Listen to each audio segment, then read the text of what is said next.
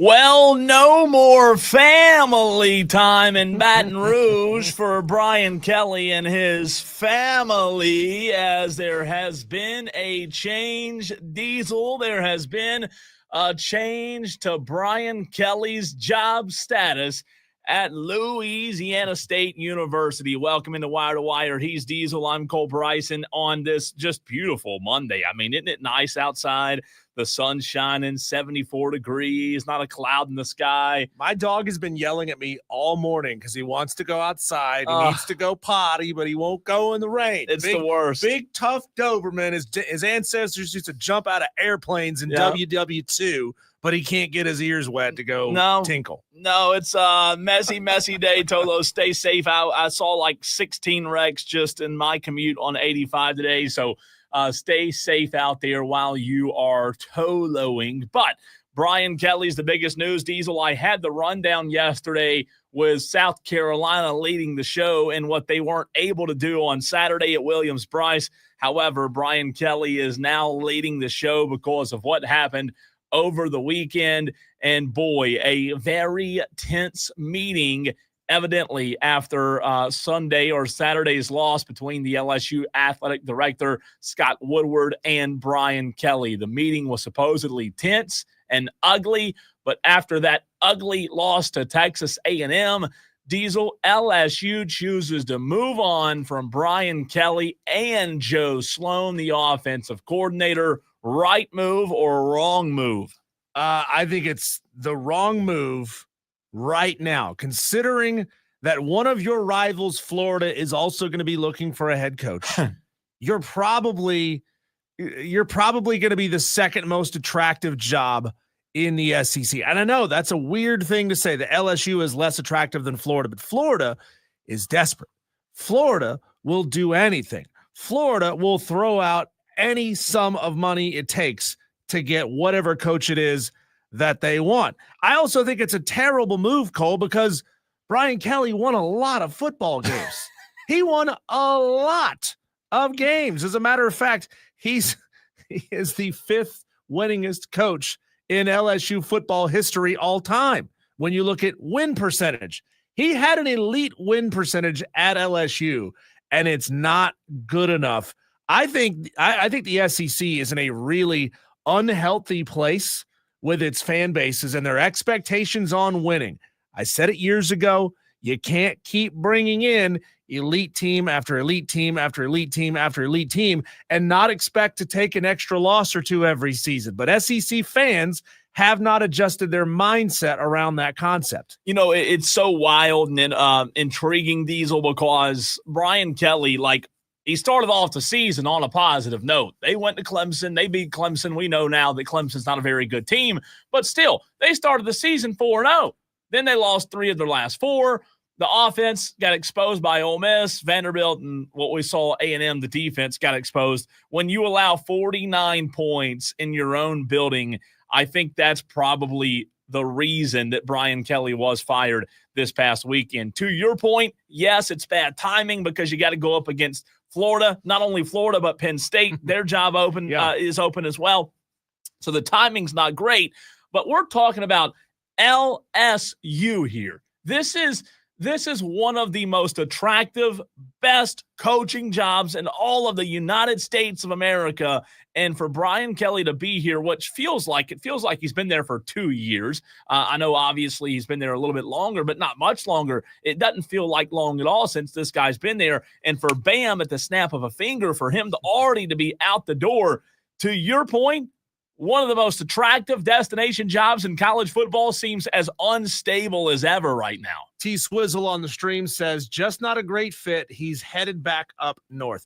Well, T-Swizzle, I hate to tell you, but fit, it doesn't really mean anything in college football. Winning means everything, and he wasn't winning enough for them. Now, fit might be the excuse. It might be the fake excuse that you throw out there when you don't like the win percentage, but you're not willing to say that, hey, you better win 78% of your games here or more, or we will can you.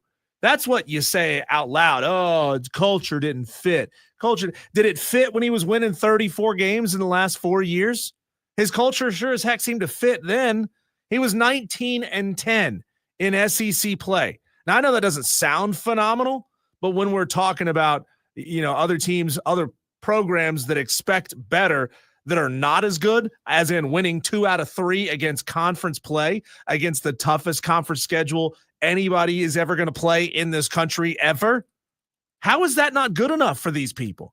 And that's why I think SEC fan bases and especially donors are in a really bad spot right now. Well, they want to win yesterday, and that's the fact of the matter. You used to want to build a program, and I remember growing up, you'd always say, like, a college football coach, Diesel, when they come in, they deserve at least 5 to 6 years just to get, recruiting in place, to get a foundation. And now 5, 6 years, are you kidding me? They're not giving a year, it seems like. And Brian Kelly on the way out, like, just again, with what we've seen at Florida, with what we've seen at Penn State just this season, it just goes to show where we are in college football. Do I love it?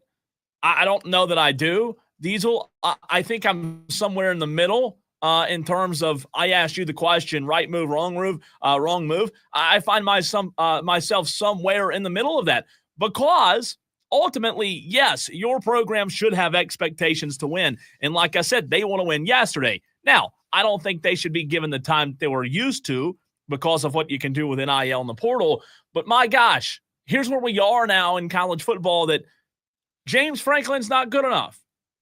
Brian Kelly's not good enough. There are only 3 active coaches in college football that have won national championships. So all we're doing now, Diesel, it's becoming a recycling bin of these college coaches. And, okay, now let's go get Marcus Freeman. Well, Marcus Freeman hadn't won a national championship. Yeah. So, like, to your point about fit matters. Fit's not the end-all, be-all in my mind. I just think ultimately we are so caught up in winning yesterday that these $55, $60 million buyouts are just nothing anymore. And I don't know that that's a healthy place for this sport to be in. Tell me what's healthy about fan bases. And this is college football at large, okay? This is not just a handful of programs here. You are a garbage head coach until you've won a national championship. Yeah. That's not healthy. You suck as a head coach. You suck as a head coach if you've never won a national championship game. Oh, wait. You can also suck as a head coach if you have won multiple national championships, but you haven't done it in the last couple of years. So tell me, fans of this sport, how do you think that's sustainable? That's why these buyouts are as big as they are. That's why these salaries are as big as they are, because, hey, if you're going to put me under the gun from literal day one as your head coach, you're not going to give me any time to breathe, any time to learn the culture, to figure out what the best route is to get to and from the stadium every day. You're going to pay me $15 million a year, or you're going to pay me $10 million a year, and you're going to pay me $60 million to go away. Now, I know these programs have it because there's all kinds of private equity infusing money into these programs, and the money is there. But it's just, I don't see how it's sustainable in the long run. It doesn't seem sustainable in the long run, and that's why I kind of point to, like, this recycle state that we're in with these coaches. Now, I will say, on the flip side of that, Diesel, I don't think Brian Kelly was all in his job and his tenure at LSU. I just, from the small decisions to the large decisions, I don't think Brian Kelly looked at it as, hey, I've got to give 110% every single day. Brian Kelly, to me, it almost seemed like it was more of a on the way out kind of job, where I can allow this to be my last and final destination and win a lot of football games and have a 35-14, whatever it is, record, and that'll be good enough. I just don't know that Brian Kelly realized what kind of job he was in. There are a few jobs, going back to my point a few minutes ago, Diesel, there are a few jobs in America that have the expectations of the Ohio States, the Alabamas, the LSUs, the Penn States, the Floridas, and LSU is one of those jobs. And Brian Kelly, for as many games as he won in his short tenure, I don't believe he took it serious enough to understand that, guess what? Yeah, you're going to get a $54 million buyout, $54 million buyout, But at the same time, we want more out of you. We want to be competing for a national championship. And I think the powers that be, Diesel, felt like this team this year in 2025 was good enough to win a national championship. And the start they had, they were all in. And then you saw just 1 month later how quickly things can change in college football. I think Brian Kelly thought that he could carpetbag his way to a national championship at LSU. Guy had all the success in the world at Cincinnati, had a ton of success at Notre Dame, never won a national championship at Notre Dame.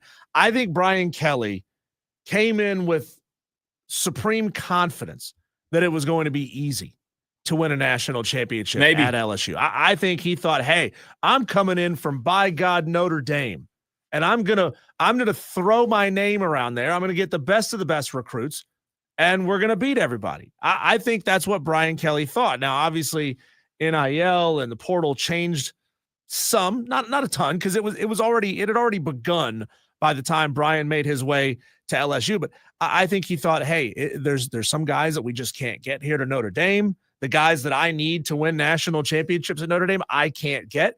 So let me go to the SEC. Yeah, I'm going to have to face Bama. I'm going to have to face Georgia. I'm going to have to face A&M and Texas too. But by God, I'm at LSU.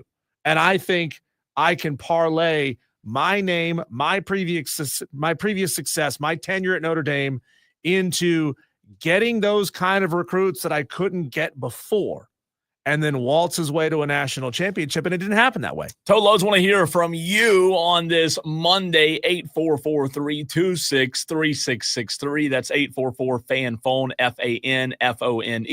You can text the Hub City Spartanburgers text line or call the show. Phone lines are open as well. A big show coming your way. We have South Carolina Gamecock football to get into in the very next segment. Daily Wire's coming up. Unfortunately, we do have to touch on the Carolina Panthers and what didn't happen over the weekend. We've got Grayson, Mann, Diesel, TigerNet coming up. 420 Overreaction Monday at 5 o'clock. Hunt Palmer of ESPN 104.5 ESPN in Baton Rouge at 5:22 to take a deep dive on this very topic. Audio Blitz coming up at 6. And again, your overreactions at 5. But the phone lines and the text line, 844-326-3663. I just wonder, to your point a few minutes ago about how long, Diesel, we can sustain this, I just wonder how athletic directors find balance. What do I mean? You take one end of the spectrum and you see Mike Gundy and his tenure at Oklahoma State before he was – how long, Diesel, Mike Gundy was at Oklahoma State? You also put Clemson and Dabo Swinney in that circle because Dabo Swinney is a long-tenured coach. He has won national championships. I wonder now how athletic directors balance feeling that way, leaving your coaches there as long as Mike Gundy and Dabo Swinney are or were in Gundy's case, versus on the other end of the spectrum – doing what James Franklin and Penn State's done and LSU and Florida, ripping the Band-Aid off.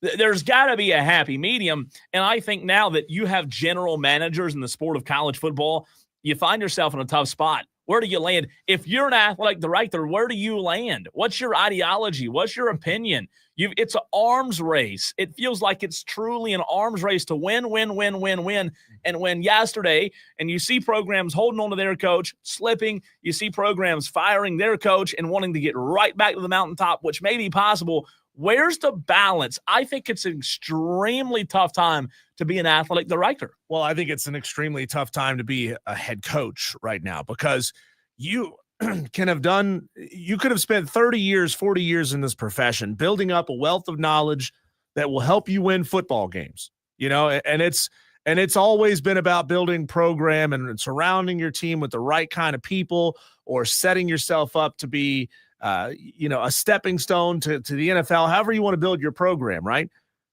All that has been washed away by the greed and the willingness to spend ungodly amounts of money to attract players through NIL and the transfer portal. It will rip a team apart as soon as you have some. That might be the best thing about college football right now, and this is a weird way to say it because in the NFL we say one of the best things about the NFL is that there is a salary cap and it keeps teams from paying so much, and then guys will just hit the end of their contract and they'll take off for greener pastures, and by greener I mean more money. Yeah. But in college football, there is no salary cap. So if insert elite level quarterback here wants another $2 million next year, it's up to you to go find it. And you can keep a team together if you're willing to pay for it.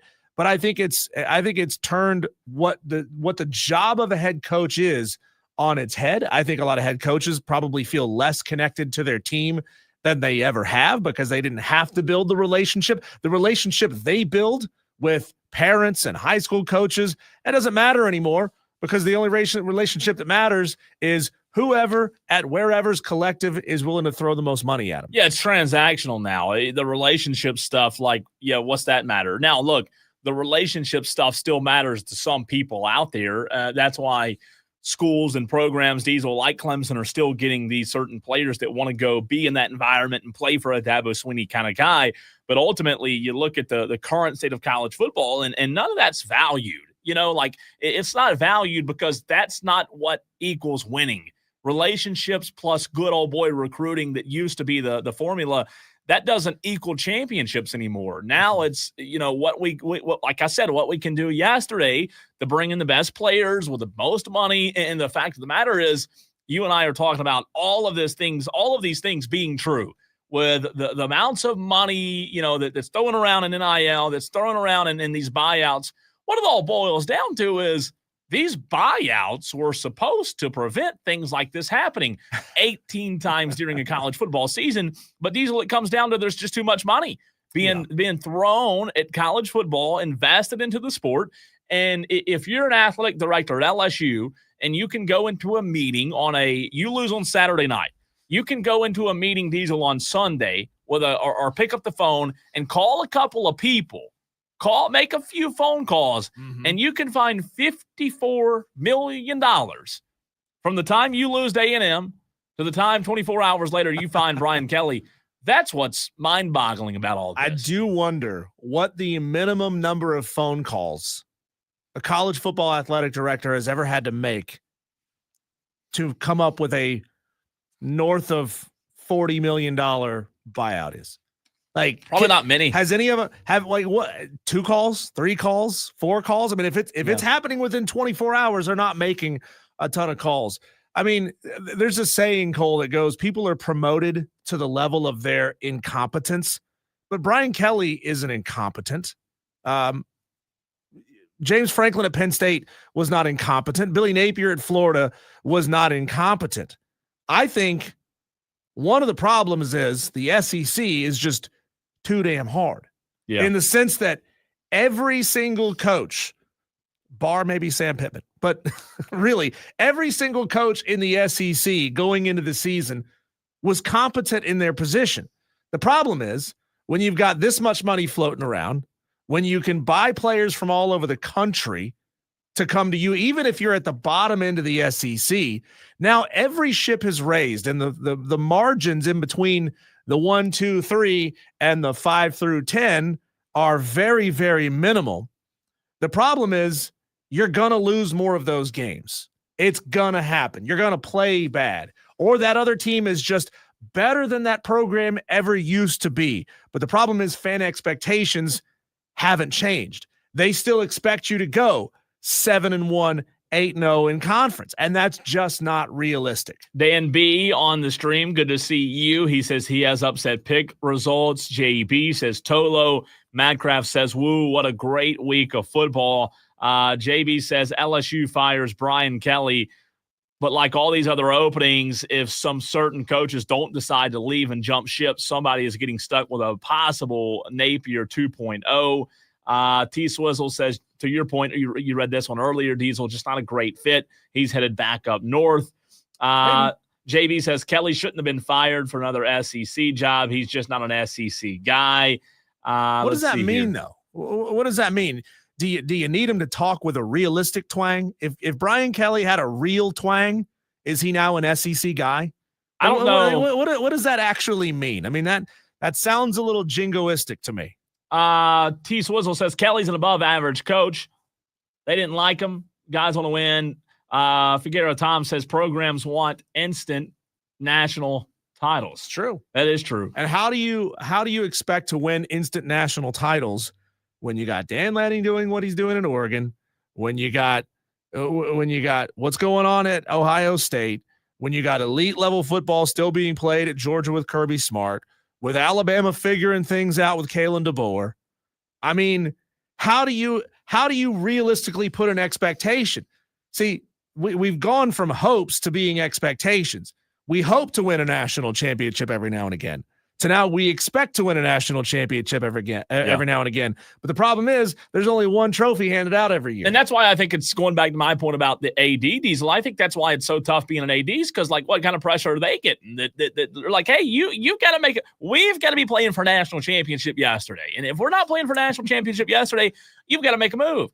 Texter says, y'all don't think Shaq and Burrow didn't take care of it themselves? Maybe. They probably have enough to where they could have. But ultimately, man, it's just the amount of money, these buyouts, even though we see it happening now, it seems like every week, it still doesn't change the fact that $54 million is an astronomical amount of money just to get rid of somebody. Brian Kelly's win percentage at LSU, 708. He won 70.8% of his games. Compare that to Ed Orgeron that won 72% of his games.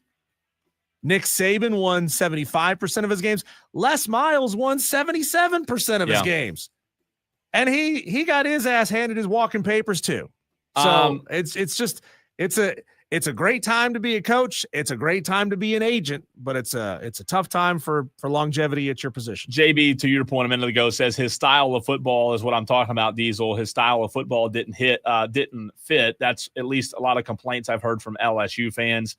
Kane says, does Brian Kelly actually know ball? That'd be a question for Rob Brown, Kane, not us. Well, he knows ball far more than any of us do. Speaking of knowing ball, it seemed like Shane Beamer and Mike Shula knew ball for the most part of that game on Saturday, and then it all fell apart. South Carolina took Alabama to the brink, but just couldn't quite get it done. We talk about it and get your reaction from you Gamecock fans next.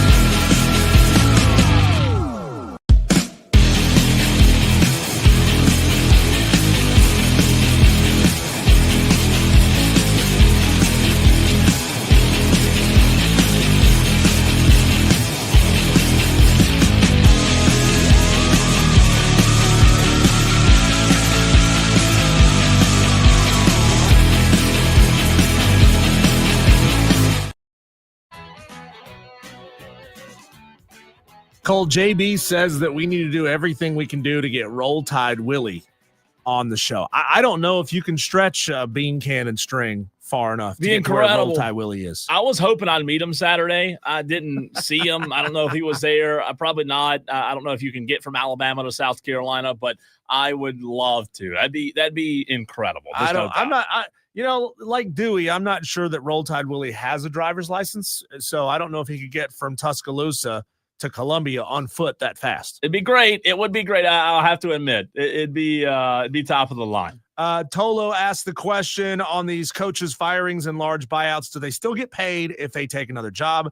I'm sure everyone's contract is different, but it seems this would be the standard equals no pay if you take another job. Well, I'm glad you asked that question, Tolo. Basically, if Brian Kelly, just to make the math easy here for a second, let's say Brian Kelly's buyout was exactly $50 million. That means he was fired without cause.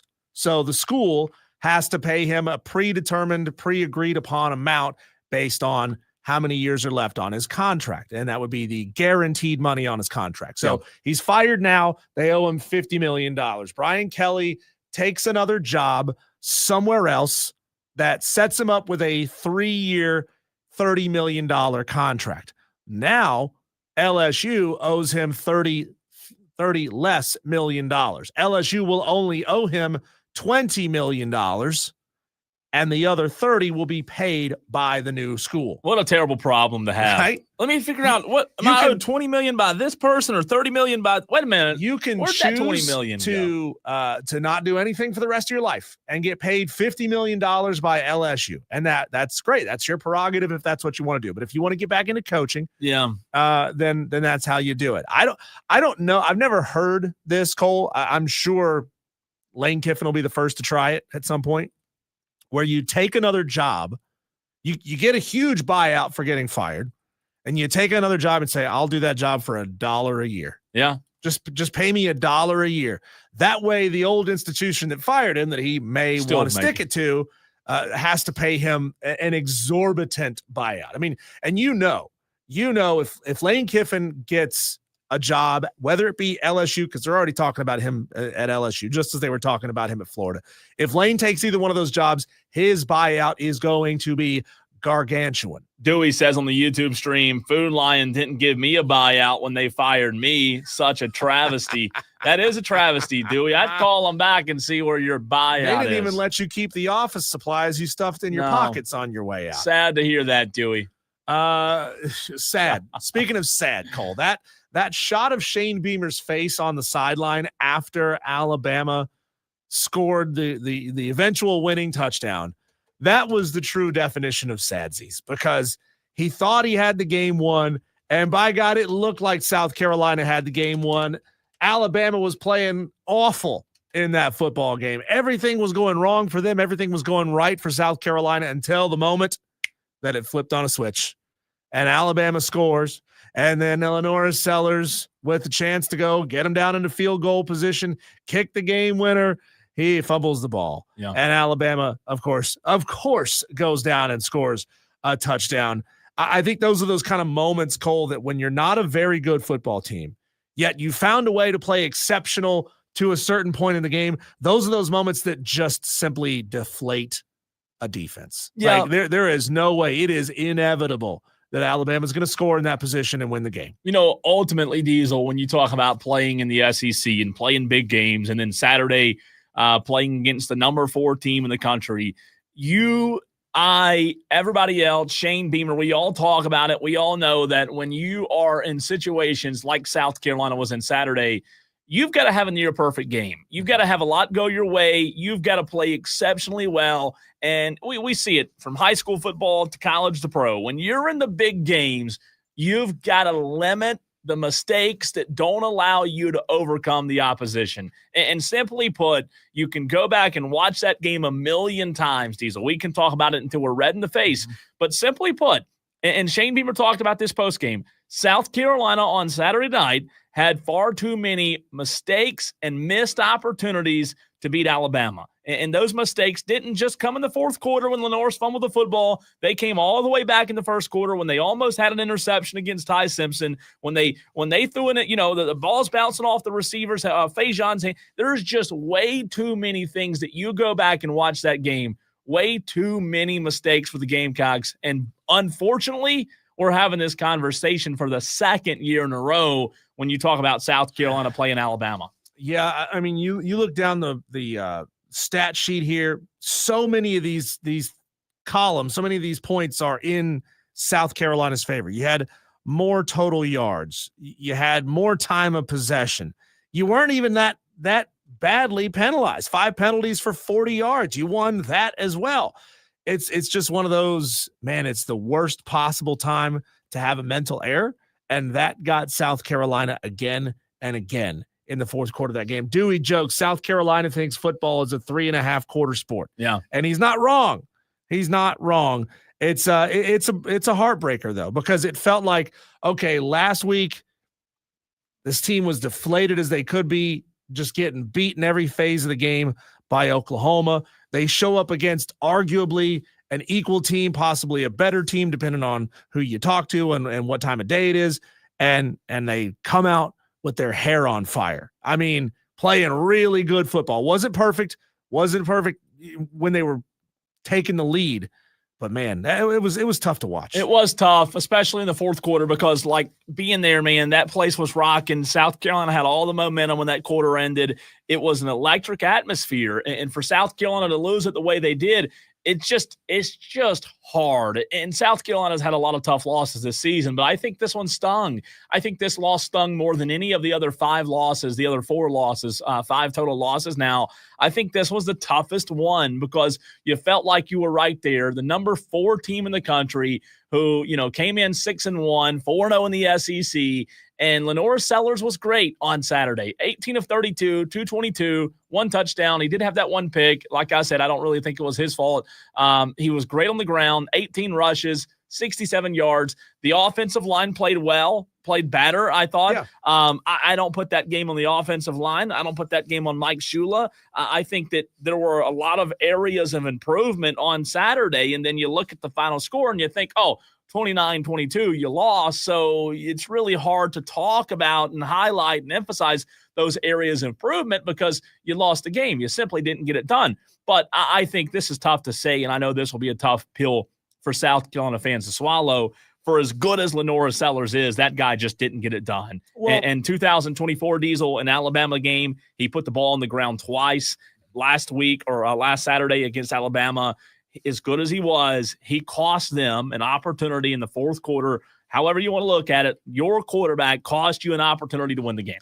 Well, I did like it the onset of the game, Cole. They were going outside. They were doing exactly what we've all been saying. Yes, that's what you need to do when you've got a terrible offensive line and an aggressive defense. You got to get the ball out into space. You got to move laterally a little bit instead of waiting for plays to develop downfield. Now, eventually those plays did start to develop. Harbor had that beautiful long 50 some odd yard touchdown reception. But when you can actually keep a defense on its heels by getting the ball out in space and not letting them be so aggressive and over pursue, all of a sudden you start finding success. But of course, what happens, Cole, as soon as they do that, they find success, they move the ball. The next drive, they throw it back across the middle again. And you're right. That's not on Lenore Sellers. That interception was not on him. But it's like, come on, Mike, this is working. Don't go away from this right now. Just ride this out a little bit longer. See if you can put some points on the board, actually playing away from your weaknesses. Yeah. I don't put it on Shula on Saturday. I thought Shula called a good enough game. I think Alabama, Diesel, as the game went on, got better up front. They had a quarterback Saturday who didn't really play his best. I mean, Ty Simpson missed some incredibly big throws. He overthrew some big plays. Now, he has a really good ability to make good decisions when he's outside of the pocket. Ty Simpson does. And, they had some issues up front. Both teams had issues in pass protection on Saturday night. You saw the run game outside of Lenore's, not the best for South Carolina, not the best for Alabama. Alabama got better as the game went on, and in the fourth quarter, they played their absolute best. But, man, you just look at what Ty Simpson did. that guy didn't play his best, but ultimately, you know what he didn't do?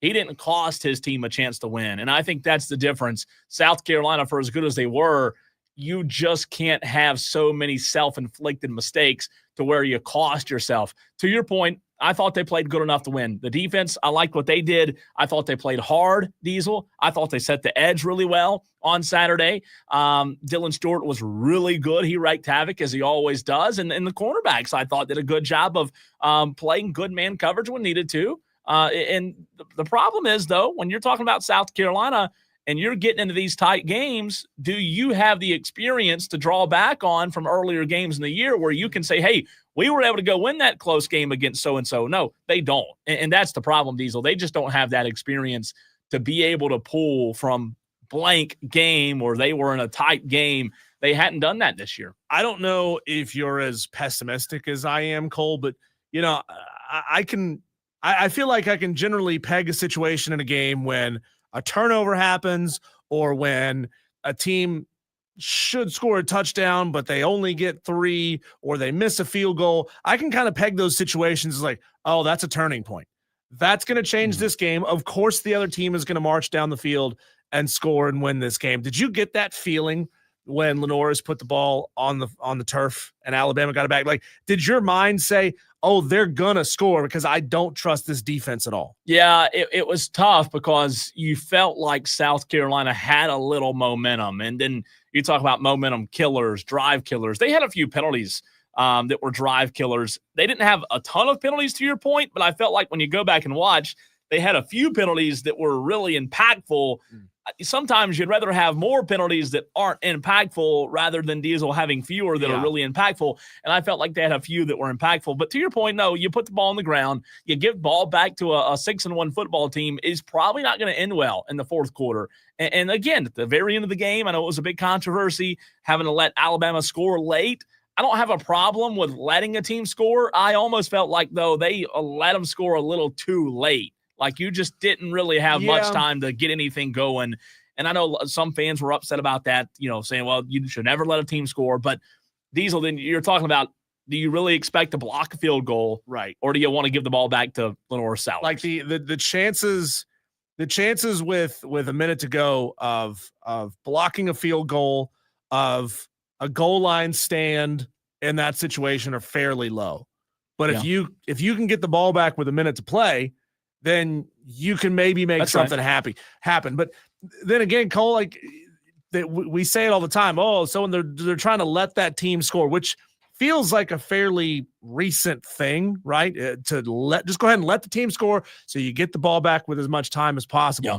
Well, coaches are coaching these players to go down. So you may let a guy run right up the middle and he goes down on the 2-yard line. Yeah. And it's a moot point. So now you've just cost yourself any opportunity to maybe mount some kind of a comeback. These players are learning, and some of them are smarter than others. Some of them go down in bounds. Some of them see that goal line, and that's all they can think about, and they go score. And usually it works out just fine for them, but some of them can't stop themselves from scoring. I feel for you, South Carolina fans, though.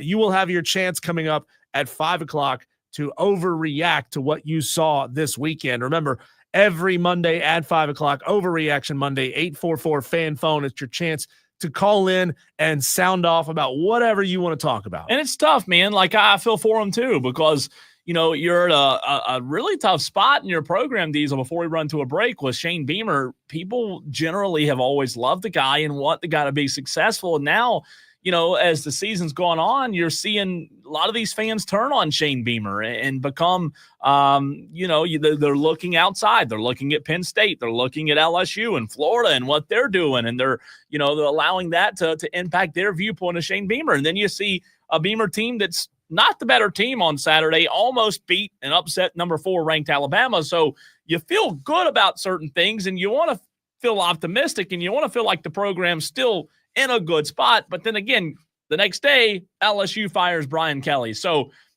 it's an extremely tough place to be, I think, if you're Jeremiah Donati, because you want to give Beamer a chance to get this thing back on track consistently. But how do you balance the line of the last segment's conversation of, when's the right time to make the move? So something we didn't approach when we talked about Brian Kelly in the first segment. they've given Shane Beamer now multiple opportunities to fire offensive coordinators, fire defensive coordinators, fire offensive line coaches in an attempt to get it right because they have enough faith in Shane Beamer, or they like him enough to want to keep him around because they know that he is a lightning rod when things are going well. Sure. With Brian Kelly, I'm shocked that they fired Brian Kelly and then the next morning they turn around and fire the OC. Yeah. I mean, why would you not give Brian Kelly the opportunity to fire his OC and see if he can figure things out? It'd be a heck of a lot cheaper too. And I also now think with all these other job openings, I just don't think the time's right to fire Beamer this year. And I know you and I are hearing and reacting to everything all the fans say and post online, and half the fan base wants him gone, half the fan base wants him back. I think ultimately he's back in 2026. I think to save face though with the fan base, I think he does fire Mike Shula Diesel, even if Mike Shula has a good next few games, just in order for him to be able to go on these Garnet and Black tours across the state in the offseason to save face. I think he fires Mike Shula, and then I think 2026 is a huge year for Shane Beamer. I'm going to call it Shane Beamer. Whenever it happens, if Shane Beamer gets let go, Shane Beamer will be a head coach in the ACC the next season. You think so? Shane Beamer, his level of enthusiasm at an ACC school where the expectations aren't all that high. Come on, man. That is a match made in heaven. If I'm Brian Kelly, you know what? I'll save it. I'll get into that at 5:00. Next up, Daily Wires.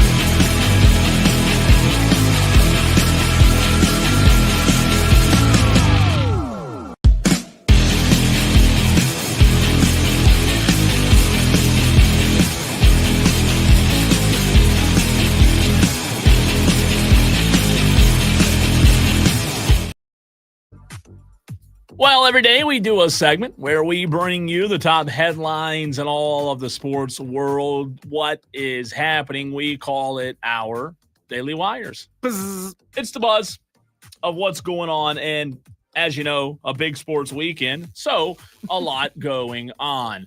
Let's start with this. We led the show with this. The biggest news of the day, LSU has fired Coach Brian Kelly.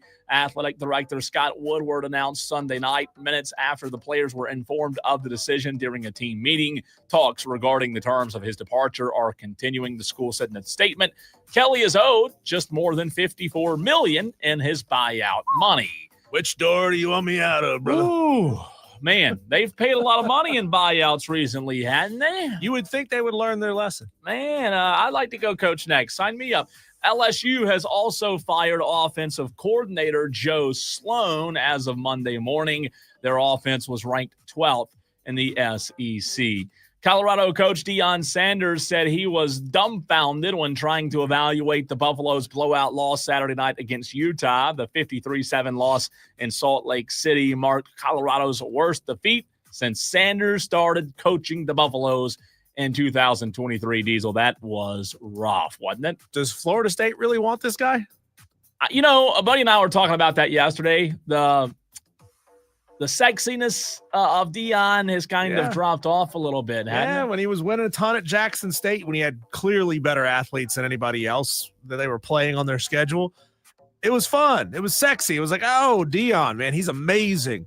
Goes to Colorado. As soon as he loses those two elite players, nothing. I was going to say, it's the post-Travis Hunter and Shador hangover, I guess. The New York Giants rookie running back Cam Scatterbo was carted off the field midway through the second quarter Sunday in the 38-20 loss to the Eagles. And if you didn't see it, don't watch it. It's awful. They showed it live. His ankle got caught underneath an Eagles player as he tried to catch a pass over the middle of the field, and his foot was turned to the right. Gross. I didn't see it, but I can picture it, and it still gives me the willies. It was bad. I was watching Red Zone, Diesel, and Red Zone showed it live, like not meaning to, I don't think, but they did. So it was very, very tough to see. My wife will sit and watch those like injury shows. Yeah, I don't like it. Like, I can't do it. I'm not a fan. Not a fan. The NCAA has been ordered to pay former South Carolina State player Robert Geithers, who played at South Carolina State from 77 to 80, and his wife $18 million by a South Carolina jury. The NCAA found to be negligent in failing to warn the player about long-term effects of concussions. A I can't find my words here all of a sudden. A civil trial wrapped up late last week in which Orangeburg County jurors awarded $10 million to the 68-year-old former defensive end. His wife was awarded $8 million. So a nice little payday for them after that. Diesel Game 3 of the World Series is tonight in L.A., 8 p.m. first pitch. As Tyler Glasnow on the mound for the Dodgers, Max Scherzer on the mound for the Blue Jays. Series tied at 1-1.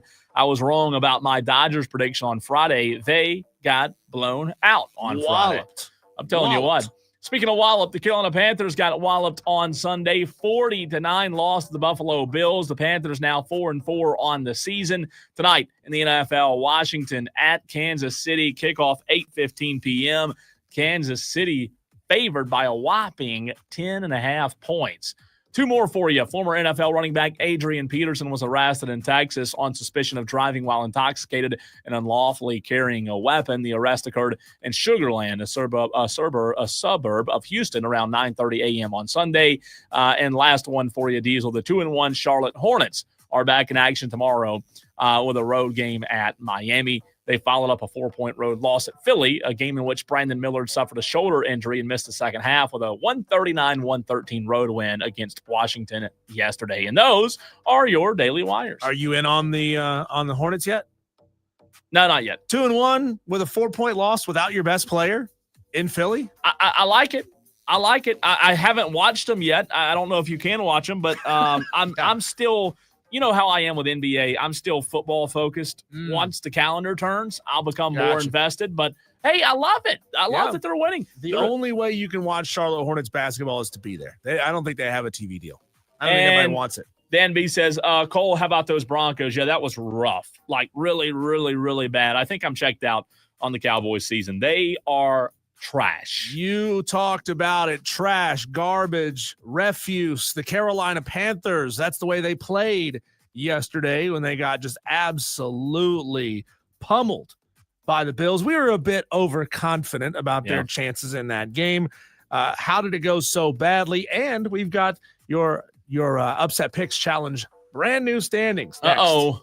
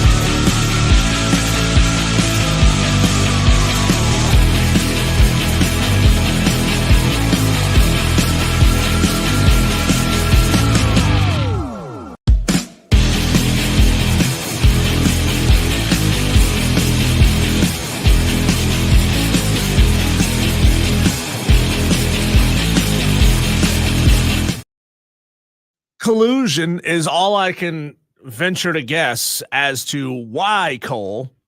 Another Mosley has made their way onto the leaderboard for the Wire to Wire Upset Picks Challenge. Another Mosley. Oh my gosh. Leslie, sister of April. Oh my gosh. Wife of Dave. Oh my gosh. Mother of Gus. We're reading the Old Testament here. What's happening here? Man. What's happening? The Upset Picks Challenge standings are up. They're up on the Facebook page. I can't really talk and post at the same time.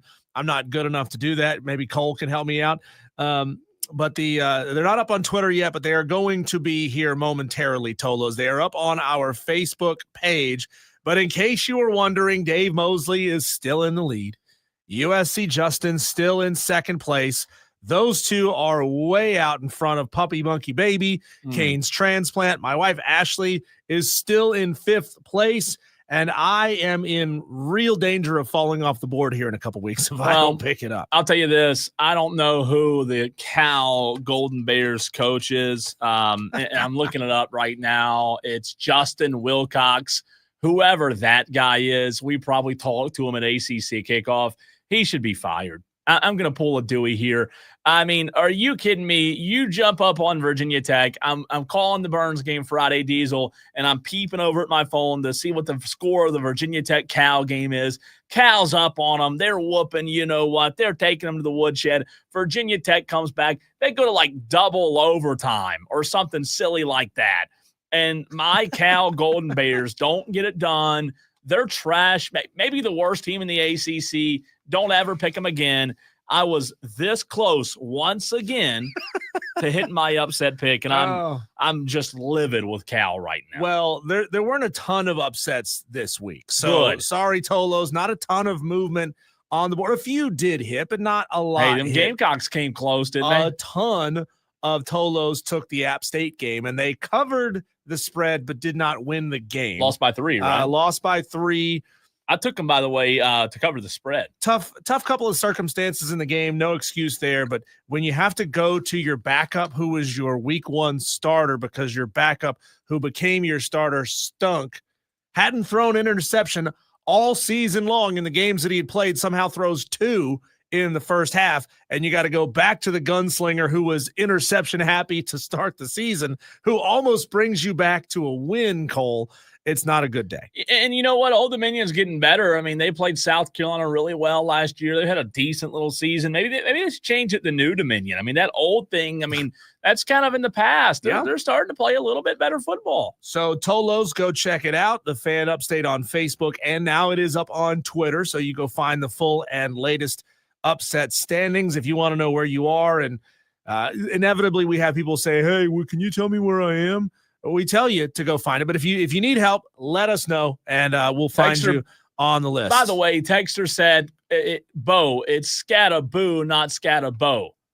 I said Scatabo, Cam Scatabo. I think it should be Bo, because there's only one O. An oo is a double O sound. Who has said you said Scatabo. You did say Scatabo and I think, in the Daily Wires. Is it not Scatabo? Apparently it's Scattaboo. Bo says it's Boo. Who? The texter's name is Bo. So this is where we get confused here, because texter's name is Bo.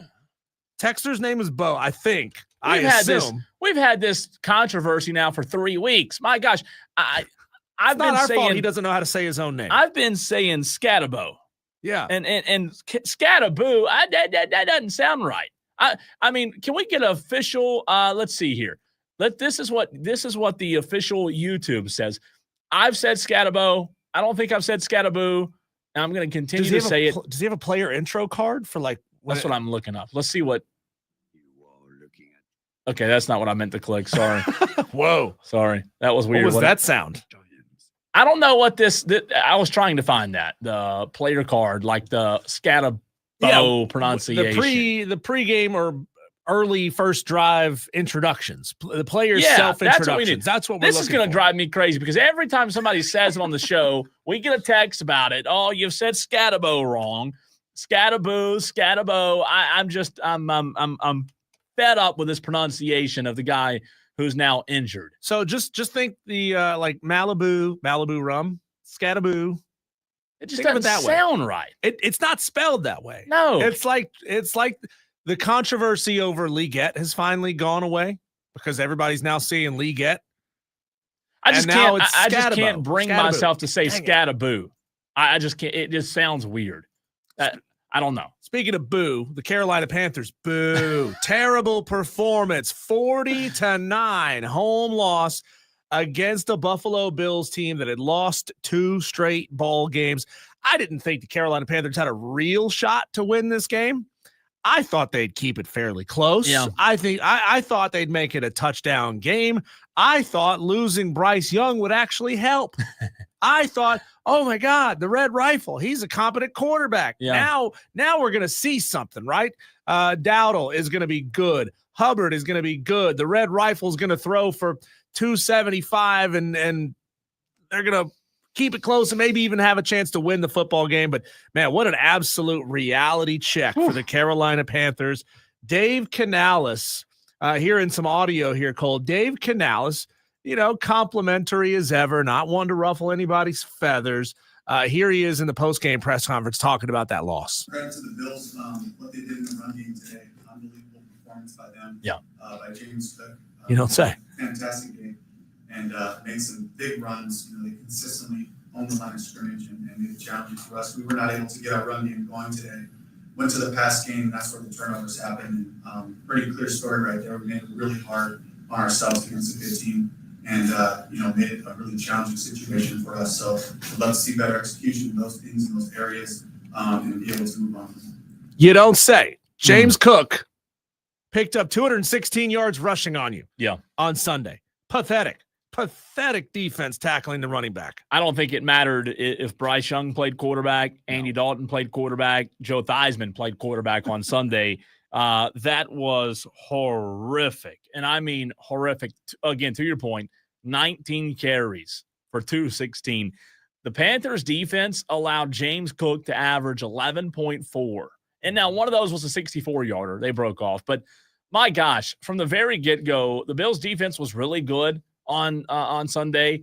Right before the game, I had a feeling that it was going to go bad for Carolina. I ended up taking them I took the Bills minus 8 or 7, something like that. And obviously that was a easy bet. But you go back to the line of scrimmage offensively, Carolina couldn't protect anybody. They couldn't get a run game established. The first drive, Andy Dalton gets thrown down for a 98-yard sack, it felt like. So it wasn't just the defense. It was the offensive line. They were horrible. But when to your point, when you allow James Cook to look like, the second coming of Barry Sanders, it's not going to end well. He literally, when he touched the football, James Cook did what he wanted to do. And, oh, by the way, Josh Allen was really good as always. I'm trying to see, did James Cook by himself? He almost outpaced the entire Carolina Panthers offense. Yeah. 216? Yeah, 216 for James Cook. Carolina, the entire offense managed 245. I mean, it's bad. That's really it's almost bad. Like they came in focusing on Josh Allen and said, hey, we've got to not allow this guy to have a breakout game. He was efficient. He didn't have to do a whole lot, though, when you have James Cook right there. Allen was only 12 of 19 for 163 and a touchdown. So, again, he played good. He played really well. He wasn't asked to do a whole lot. He didn't make mistakes, didn't turn the ball over. I felt like in that game, Diesel, Carolina held Buffalo right there to 2 field goals or something like that to start the game, and then Carolina kicked the field goal, so it's a close game, and I thought Carolina would be able to get that run game going after that big run in the first quarter with like 5 minutes to go. They're down 3, and then Dowdle breaks off a big run, and then after that, it was just not enough consistency for the Panthers. Yeah, I mean, look, the Bills are really good, and what happened to the Bills the past 2 weeks, that was an anomaly, right? They should not have lost to the Falcons and to the Patriots the way that they did. And those were close games. I mean, it was a 10-point loss on the road at Atlanta, a 3-point home loss against the Patriots, who are better than a lot of people expected them to be. They're not elite or anything. Grayson, Mann, probably dressed head to toe for his flight today in all Patriots gear. That's what Patriots fans do. You don't have to ask somebody if they're a Patriots fan. They will show you. But Buffalo played like Buffalo, the Buffalo that we expected to see.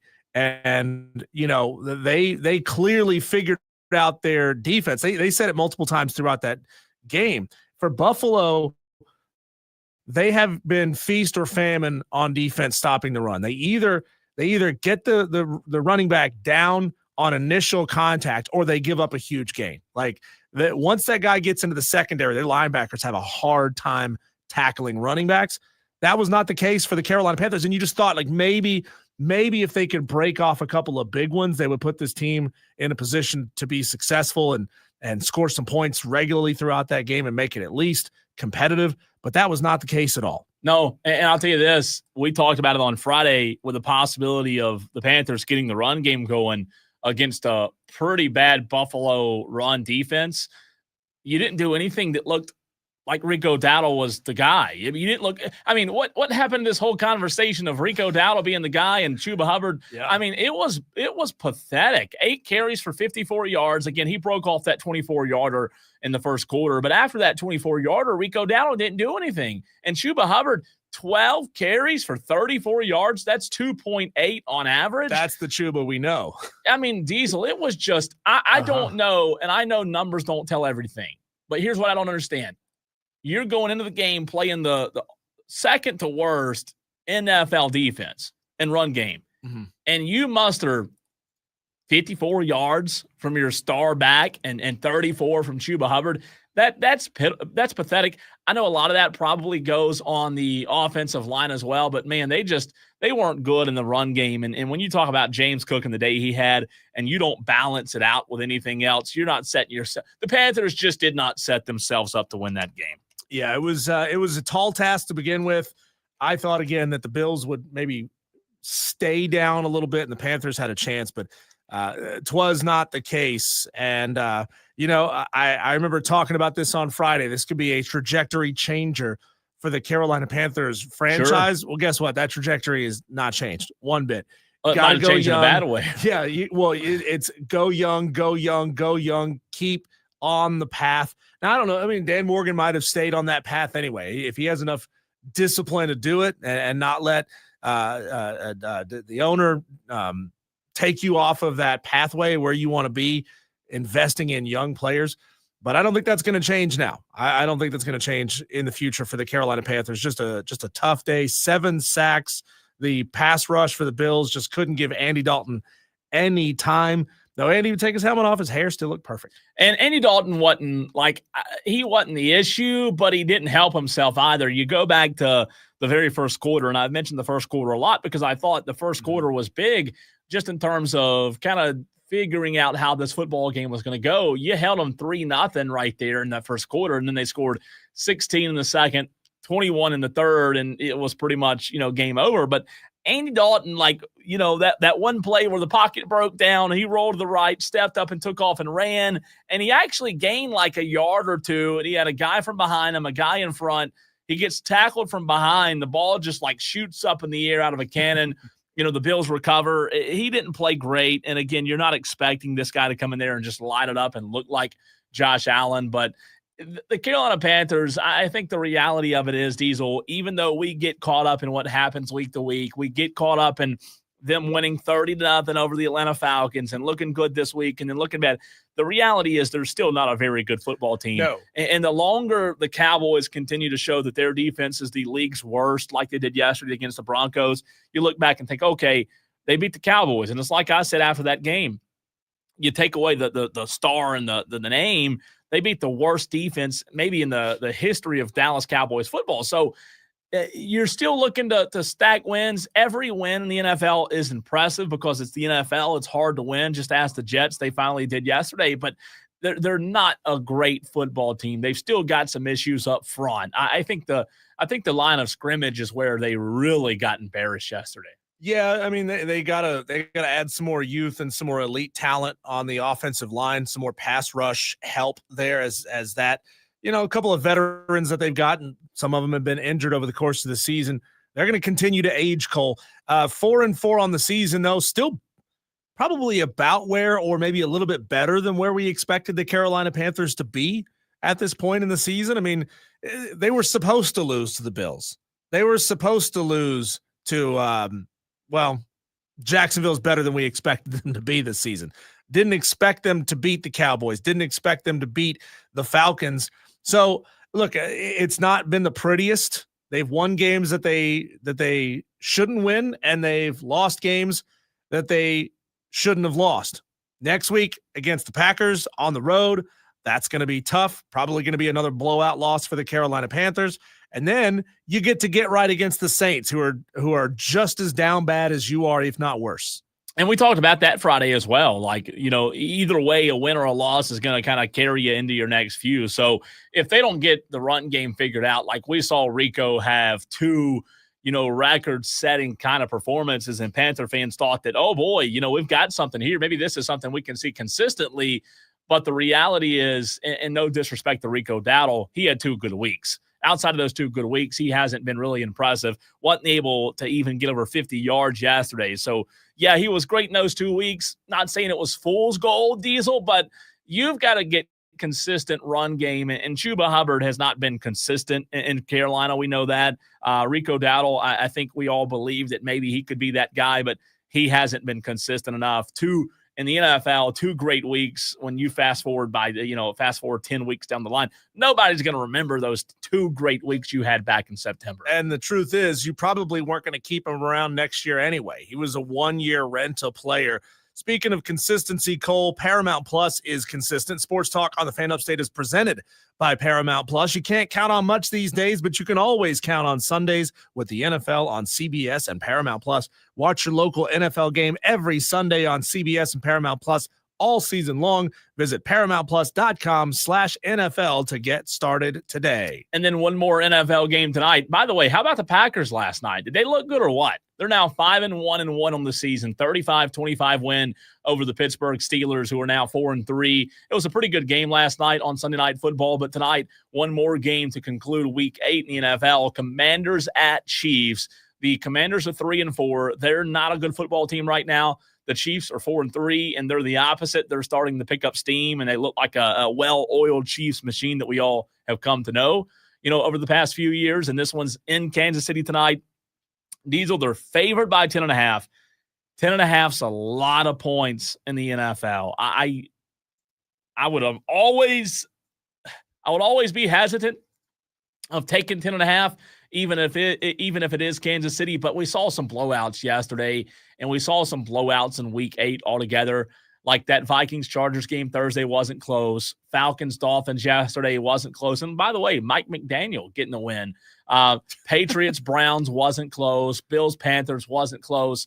Bucs-Saints wasn't close. Cowboys-Broncos blowout. Titans-Colts blowout. So I think we saw the blowout weekend yesterday that we were kind of expecting and waiting for in the NFL. But, boy, there were some blowouts yesterday. Maybe another one incoming tonight with Kansas City favored by 10.5 points. Do you think people who put money on games like yourself are going to have to start getting used to larger and larger spreads in the NFL?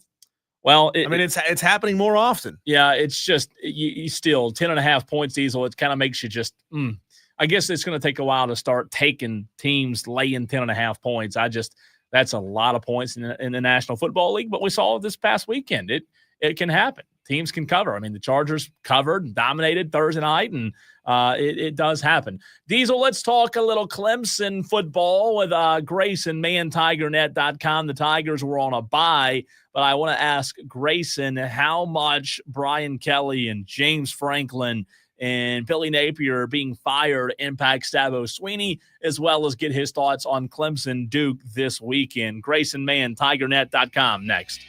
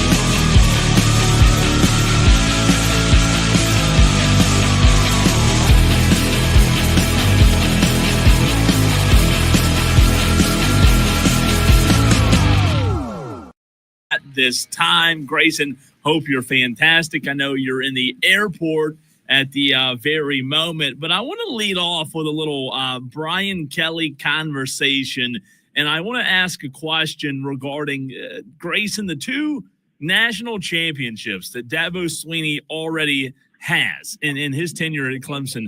With the changing landscape of college football and seeing all these coaches fired left and right, are those 2 national championships, in your opinion, what's saving Dabo in his time at Clemson? I think it's a mix of resume and patience on Clemson's end. I want to preface this that I've heard nothing that would indicate that Dabo Swinney, the head coach of the Clemson Tigers, is going anywhere this offseason. I know that it's been a very frustrating and very, very frustrating 2025 start for fans. Definitely not what anybody expected. But you look around the country and school like Penn State, in the semifinal of the college football playoff last year, 3-3 start, he's out. But there's already really a reputation with James Franklin of these big games not really being able to rise to the occasion. You can make that same argument for Clemson. But I think they're in a unique spot right now where Swinney and Clemson have been consistent for such a long time. This is sort of that fork in the road season. They've always been good, I would say now. Or is the expectation national championship every year? For sure. But you look at like a program like LSU, they're getting leaped by a school like Vanderbilt. And that's not a shot at Vanderbilt, but patience is running thin at LSU. And there's a larger booster base that's going to make a lot of noise. So I think for Clemson, you're in that spot where you can probably afford to be a little patient. You're bringing in a recruiting class that has a lot of confidence. And I think a lot of boosters at Clemson and the people signing those checks, they're going to look at this offseason and say, this is kind of that spot where we need to see some change and some results, whether that's within the staff or in the transfer portal and roster construction before folks really start thinking about making a change at head coach. I'm glad that Cole brought that up, Grayson, as we're talking to Grayson Mann of TigerNet.com. Do you think Dabo would thrive with some actual pressure on him from above? I'm talking about from Graham Neff and from big-time boosters at Clemson. Anytime there's been any kind of heat and conversation around it, he kind of plays that quiet down back there, I'll turn this car around kind of trump card when the natives get restless. Do you think some real actual pressure would kind of relight that fire under Dabo that we just don't see nowadays? Not like it was 15 years ago. I think there's definitely pressure. I mean, you have a season where, I think you guys remember this, Cole. You were at the open house in July. That's as relaxed that I've seen Dabo Swinney in a long time. And I think that he really believed in his heart that he had a really good football team at his disposal. And certainly that has been proven to be the opposite. So I think there's certainly some pressure in Tiger Town. I don't think he's going, man, if things really don't turn around here by December, this could be it for me.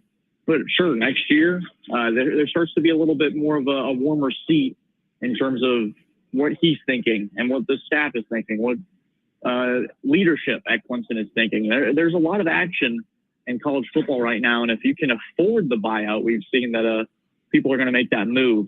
So whether you believe that it's coming or not, I think right now he's looking towards that 26th season as one where, man, things have really got to start looking a little bit more positive around here. Grayson, I think you're right. I agree with you. And for the most part, I believe most people are willing to give the guy a chance to get Clemson back to where they need to be. Do you believe in your heart of hearts that Dabo Swinney's willing to look around and see some of these firings and think, man, I've really got to get this ship back on track and quickly, and maybe that does urge him to make a change at offensive coordinator or wherever it is, just to somehow spark a little hope back in this fan base? Because even though Christopher Vezina played well the last time we saw him, there's not a ton of hope going into next year. And you tweeted out today a decommit already today regarding Clemson. So I just wonder if all of these changes in college football kind of puts a little bit pressure on him, and just in terms of the timing of trying to get this thing back on track.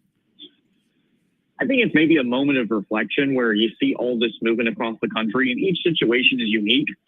You look at Billy Napier at Florida. That was sort of the writing has been on the wall for months now, where James Franklin and Penn State probably weren't talking, man, are we going to have to buy this guy out? in July. I think Florida was thinking that if things started to go off the rails, they were going to make that kind of decision.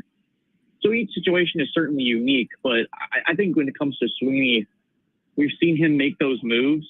Obviously, you see Garrett Riley was a move that he made. But let go of Brandon Streeter after 1 year. Tom Allen certainly could have kept Wes Goodwin around. I mean, the defense wasn't to the standard, but it wasn't bottom of the nation to where it's borderline poor football. So there have been moments where he's made decisions, but now he's going to have to really reckon with the fact where you see like Garrett Riley, Allen, Matt Luke, those are kind of small decisions. Those are, okay, we're going to patch this hole up here and hope that another tire doesn't go out. Well, all the tires are blown out and you're on the side of the emergency lane with the hazard lights on, hoping somebody comes by for help. So Sweeney's got to make a lot of moves this offseason versus just maybe one or two. And so it's going to be interesting to see how he navigates that. And it'll start with roster construction and how they kind of manage the staff in the postseason, whether they make a bowl game or not. Grayson, in your mind and in the mind of a lot of Clemson fans that you're hearing from, does the entire season now come down to beating South Carolina on the road? That certainly does forgive a lot of sins. If you can beat your rival in Columbia, kind of put the extra hurt on the Gamecocks, who haven't really had a spectacular season themselves. But I guarantee you both fan bases are looking to that game and Williams-Brice's. If they could just beat South Carolina or if they could just beat Clemson, you feel a lot better about where the season's at heading into the offseason. And that could be a game where, guys, you look at both schedules, I could see this as a game where both are 5-6 potentially, or barely holding on for a bowl and seeing if they can find a way to clinch that. So it's one of those things that if you beat your rival, things start to feel a little bit more peachy, but I don't think that'll necessarily cover up all that has happened for Clemson this season. There's still a lot that needs to be changed. I don't think a win over a bad South Carolina team necessarily flips that 100%. Grayson, if that game were played today, how would you see it going? Oof. Well, I do think South Carolina played relatively well on Saturday. They competed with an Alabama team that I think is going to be playing in the national championship in January. So you look at the home environment that they'll be able to bring. Certainly they'll bring it for that final game. They'll get up for it, as will Clemson. But it would certainly, in my mind, I would be inclined to pick South Carolina at this very moment. And if it was played today, we don't know who's at quarterback. And there's a lot of uncertainty around this team. So I would have to go with South Carolina right now. And I may still feel the same in November. So, Grayson, you said it there, quarterback. How exactly is Cade's ankle injury progressing and his recovery from that? Will he be 100%? Will he be 90% against Duke? Or are they going to have to make some play calls that will sort of favor that ankle just to allow him to get out on the field? I think it's one of those injuries where you saw it on Saturday and he was still limping pretty heavily. And this is just my personal opinion. I think they were throwing him out there to warm up to create a little bit more doubt in SMU's mind as to which quarterback they were going to have to prepare for that afternoon. But it looked like someone who wasn't entirely ready to get back to football. Now, the open date certainly helps. And we'll hear a lot from Sweeney on tomorrow about how he's progressed throughout the open date. And I think that Tuesday answer, now Sweeney's never really been one to give us injury news, but if I had to guess, I think he's got a strong chance to play at Duke, but now they have a little bit of comfort knowing that they can throw Bazina out there. It's not going to be a total disaster.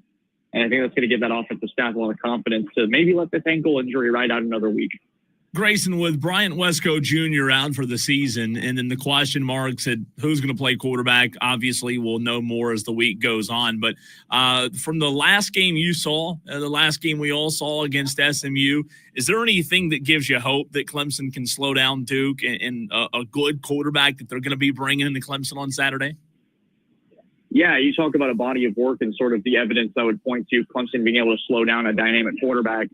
Haven't really seen that against this defense this year. And Darian Mensah is on a different level when he's at his best. Former Tulane quarterback that's really put on a show for the Blue Devils. I think he's going to be one. I know he's got a pretty hefty contract with Duke, but I wouldn't be shocked if some bigger schools start to poke around in that area for a guy of his talents. So it'll be tricky. It's going to be another big test for Tom Allen to see if they can find a way to find some momentum, find some consistency. But as of today, you had a quarterback in Kevin Jennings who was, I think, throwing up the night before and put on quite the show against Clemson. I'd argue Duke's got a little bit more of a dynamic receiver room than SMU and a better quarterback. So evidence would point you to be a little worried on Saturday against the Blue Devils. And that's a school that might have a winning streak against Clemson when it's all said and done on Saturday. That could be 2 in a row, dating back to 2023 and that opener that left a lot of fans shocked in Durham on Monday night. So, Grayson, let's revisit kind of the first couple of questions we had having you on today, talking about Dabo and the pressure and his future, et cetera. How does all of that change if Clemson loses to Duke at home on Saturday? Does that change those things? I really don't think it does. I think the season is what the season is, and I don't think 3-5 or 3-4 is going to change it. I think still it's not a good football team, and we've known this for some time. So I think a Duke loss is more of a confirmation of what we've observed throughout the 2025 season. If it was a blowout, I'd be inclined to say, yeah, there might be some conversations that I need to be had about the urgency of revamping this roster in the offseason, but I don't think it all of a sudden changes conversation about who's your head coach with Dabo Swinney at the helm. I still think that regardless of how this goes, he's going to be given the opportunity to fix it. But maybe there's a little bit more pressure from the fan base if, let's say, it's 35-10 on Saturday against Duke. A lot of fans are going to understandably be frustrated with that kind of result.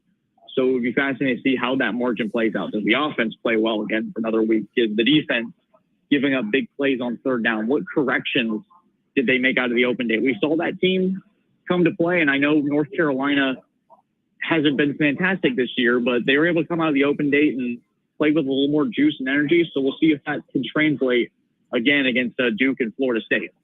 Grayson, I think respectfully, I disagree with you there. I just don't know how, yeah, I get it. The season is what it is. And I'm not saying losing to Duke should all of a sudden warrant Dabo Swinney's firing. But just settling on the fact that this team sucks isn't enough for me. As a fan, you should expect more. You should want the team to get better. There's way too much talent on this team, Grayson, just to mail it in and say this is what it is. There's guys that are going to be going in the first round of the draft in April, and you're talking about coming off of a bye. It's a Duke team that's a good team. They're not an overwhelmingly good team. Where's the want to improve and make something out of this season instead of just saying, oh, it's a wash, it's a terrible season. We'll hope Dabo fixes it in 2026. I think that's fair. That's certainly fair, and I think frustration's already mounted for this fan base.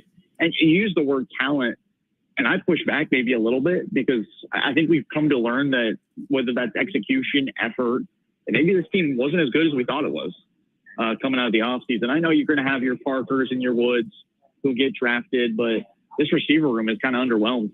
And obviously Wesco's been fantastic, but you look at TJ Moore's box score and his sheets, I think that was maybe his best performance of the season. And that was maybe his second 100-yard game. That's not his only. I could be wrong on that. I'm in the terminal right now. I don't really have access to stats at the moment. But you just kind of look at the overall body of work from this group, and I'm sitting there, man, there's not really a ton of world beaters, and your world beaters haven't been playing very well. So I'm sure that you hear someone go, it is what it is at this point. That's not to discredit what's happening or shrug it off, but I think it's just in the fan base's mind. They know what this team is, and they're kind of already looking to next season. And so I think a lot of folks might be checked out at that point. And it's pretty bad to say, given the way things have gone this year. Grayson, last question here for you. The contract stipulates that South Carolina could move the 2027 Palmetto Bowl to Black Friday. Good thing, bad thing, indifferent. How do you feel? I think when Swinney talks about it, he says that game being on Saturday is so important to the overall life of the community. And he's more talking about a Clemson perspective to where a lot of businesses require that extra day where folks come in for the full weekend. You have students who are traveling for Thanksgiving. They need that Friday as sort of a buffer.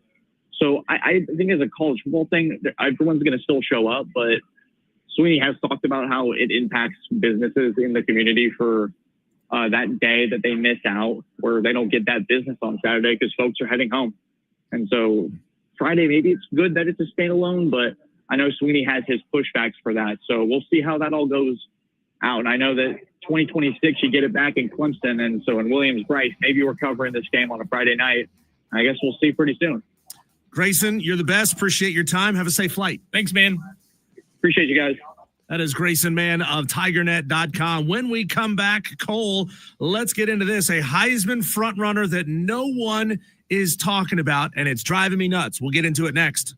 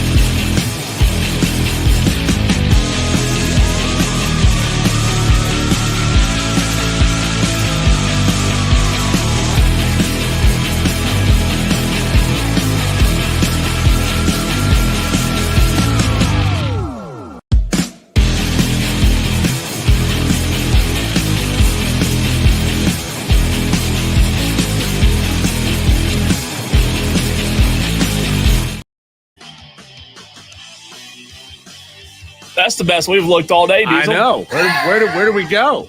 Let's put us back on the stage. Let's do that. Hey, there we go. We're back on there. We're looking good. That's funny.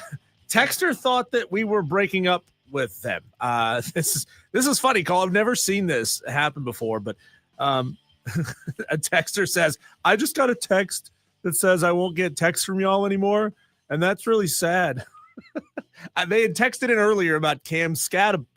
I don't even know how to say his name. Is it Boo or Bo? I'm going to keep saying Scatterbo. That's just how I Scatterboo. say it. I say, hey, everybody in America says Xavier Legette. Right. That's not the right way to pronounce it either. So, did you know that Denzel Washington's real name is not pronounced Denzel? It's pronounced Denzel. Thanks to TikTok, I saw that a couple of weeks ago. Yeah, so he said there his we real go. name is Denzel.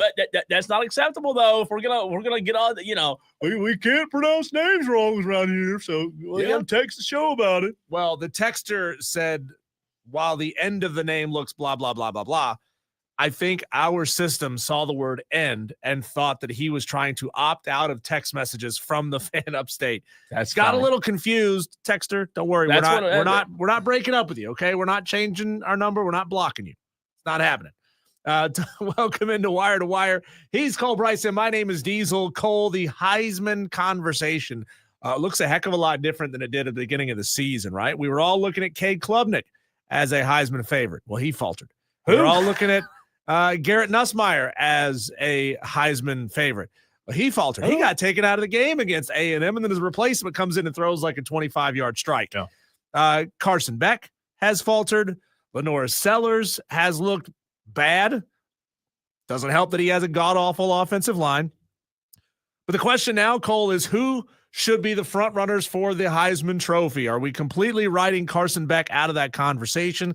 Are we completely writing Garrett Nussmeier out of that conversation? Those are both really good quarterbacks, but I don't know if they're doing enough to be invited to New York at this point because Fernando Mendoza is a monster.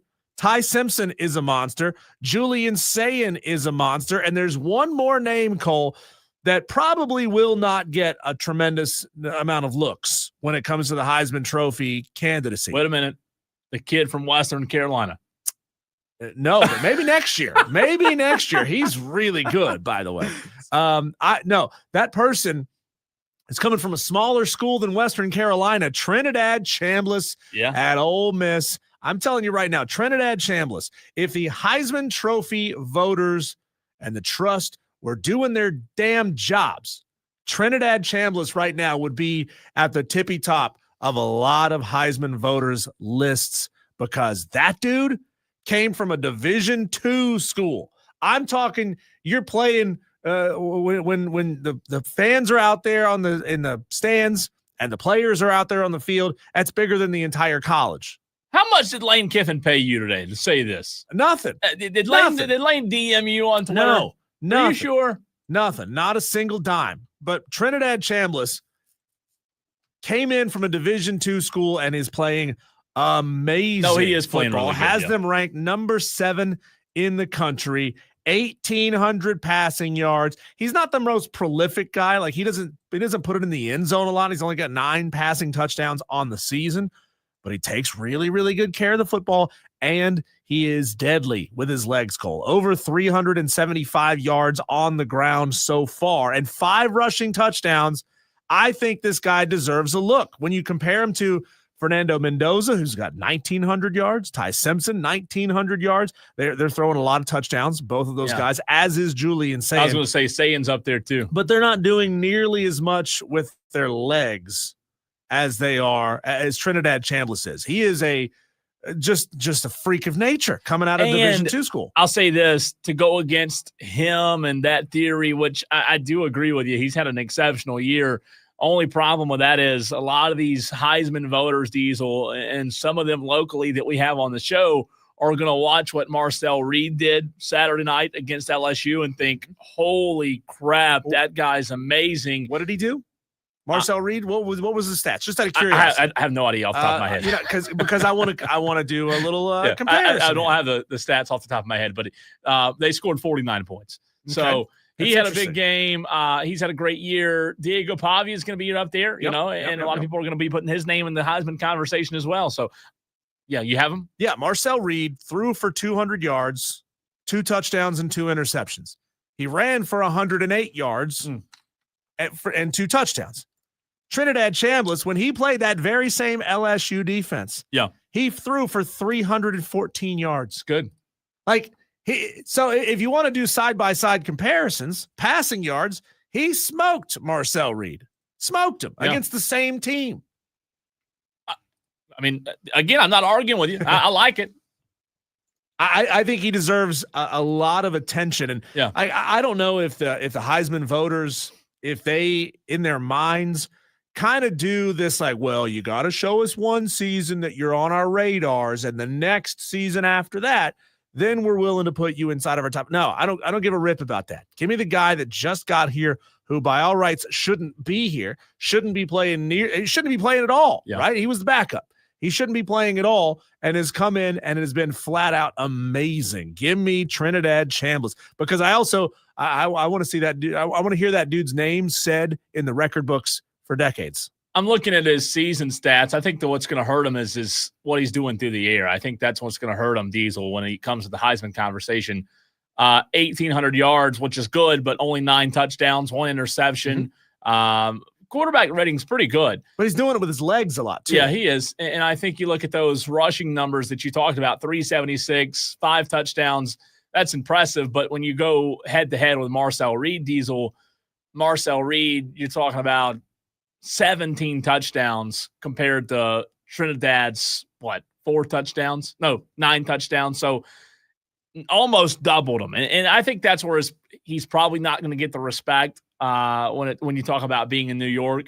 Marcel Reed's got just almost double the amount of touchdowns that he has through the air. And I don't know about Ty Simpson's numbers off the top of my head, but I've got him on the rundown. Ty Simpson has 1,900 passing yards, 18 touchdowns, 1 interception, a QBR of 171. He's incredible. A lot of touchdown numbers through the year, I think, is going to ultimately hurt him. Here's what's fascinating about that. If you want to just do apples to apples, Ty Simpson 1,900 yards, Trinidad Chambliss 1,864. Yeah. I mean, their numbers are less than 100 yards apart, and Trinidad Chambliss didn't start the season. Yeah, so impressive. He's had a shorter amount of time to come in and impress. I think he deserves a look. Overreaction Monday, Tolos, is here. What that means is we need to hear your best sports overreactions. A lot of you Tolos were on fire right out of the gate, especially on the stream at 3 o'clock. So let's circle back. Your biggest overreaction from the sports weekend, college football, NFL, South Carolina Gamecocks, your reaction to what you heard with Grayson Mann of TigerNet.com. High school football, Pee-wee, whatever it is, your best sports overreaction. Diesel and I will tell you what our overreactions are as well. Next on the Fan Upstate.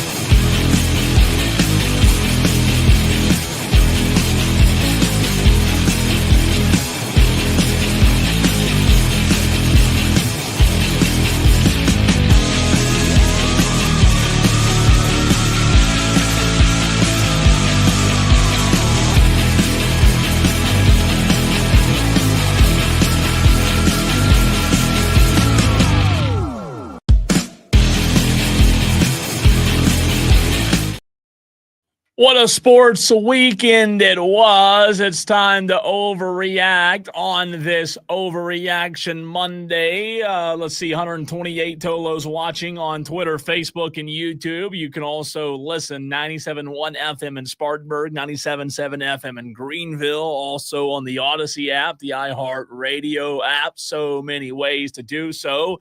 And we want to hear your overreactions right now. Should your coach, as Dewey says, be fired?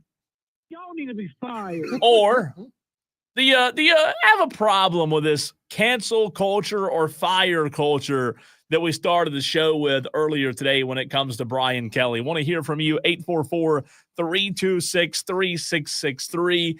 And Diesel, that's where I go first. I am all for having expectations and making sure that your program is living up to those expectations. But I don't know if this is an overreaction or just something that I don't like, but I'm not really a big fan of the direction we're going. I mean, there are way too many good coaches who are being fired every year.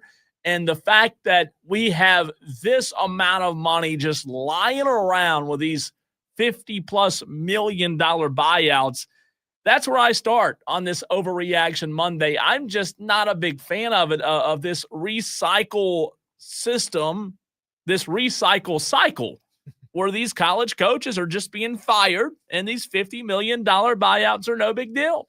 Well, yeah, the culture is get fired, rehab at somebody else's program as a DC or an OC for a little while. You come out the other side, bam, ready to go back to another Power 5 job. People have forgotten somehow that you struggled. If we're talking about Brian Kelly, it's not struggling when you win 71% of your football games in the SEC. That is a feat worth being proud of if you're Brian Kelly. But there is just too much money floating around college football right now. And it's a weird thing to say. There's fans who are so desperate to win that they will throw out crazy high buyouts. It's one of those big reasons, Cole, why I don't throw money at my college football team, because what's your name? I don't have enough to make a dent in whatever it is they're trying to do. If Dowell Loggins a year from now or 2 years from now stinks, they don't need my $20 to get rid of him, because that's about all I'm going to be willing to give you.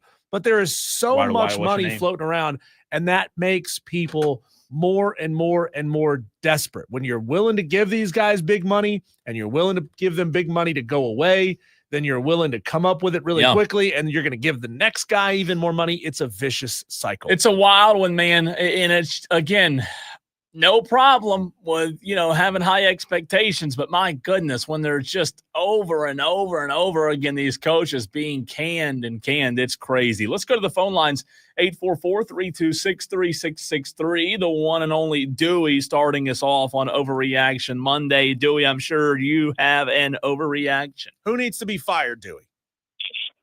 The entire coaching staff of the South Carolina Gamecocks.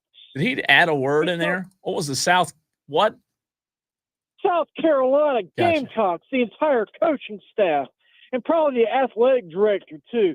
But anyways, that game was a travesty. A big travesty. The biggest reason why they lost that game is, all the stupid mistakes, but all them field goals. That's 15 points. You have 4 points, all those field goals. That's like 20 points they left on the field, and that's unacceptable. And that's the primary reason why they lost, because they would have made up for all the other stupid mistakes had they just scored touchdowns instead of field goals when they had a chance to score a touchdown. It's just unacceptable that the student people, they were about to rush the field, then they were boo-hooing at the end because they couldn't rush the field. So probably the football team did them a favor by losing, so South Carolina don't have to cough up the $250,000 fine. But in all seriousness, the fan base is sick of it. They're sick of it, and it's time for a change in South Carolina. You see changes in LSU, that guy got fired, and then Billy Napier got fired, and all these people getting fired. People are tired of it. They're spinning. They want championships, not we'll get them next year crap.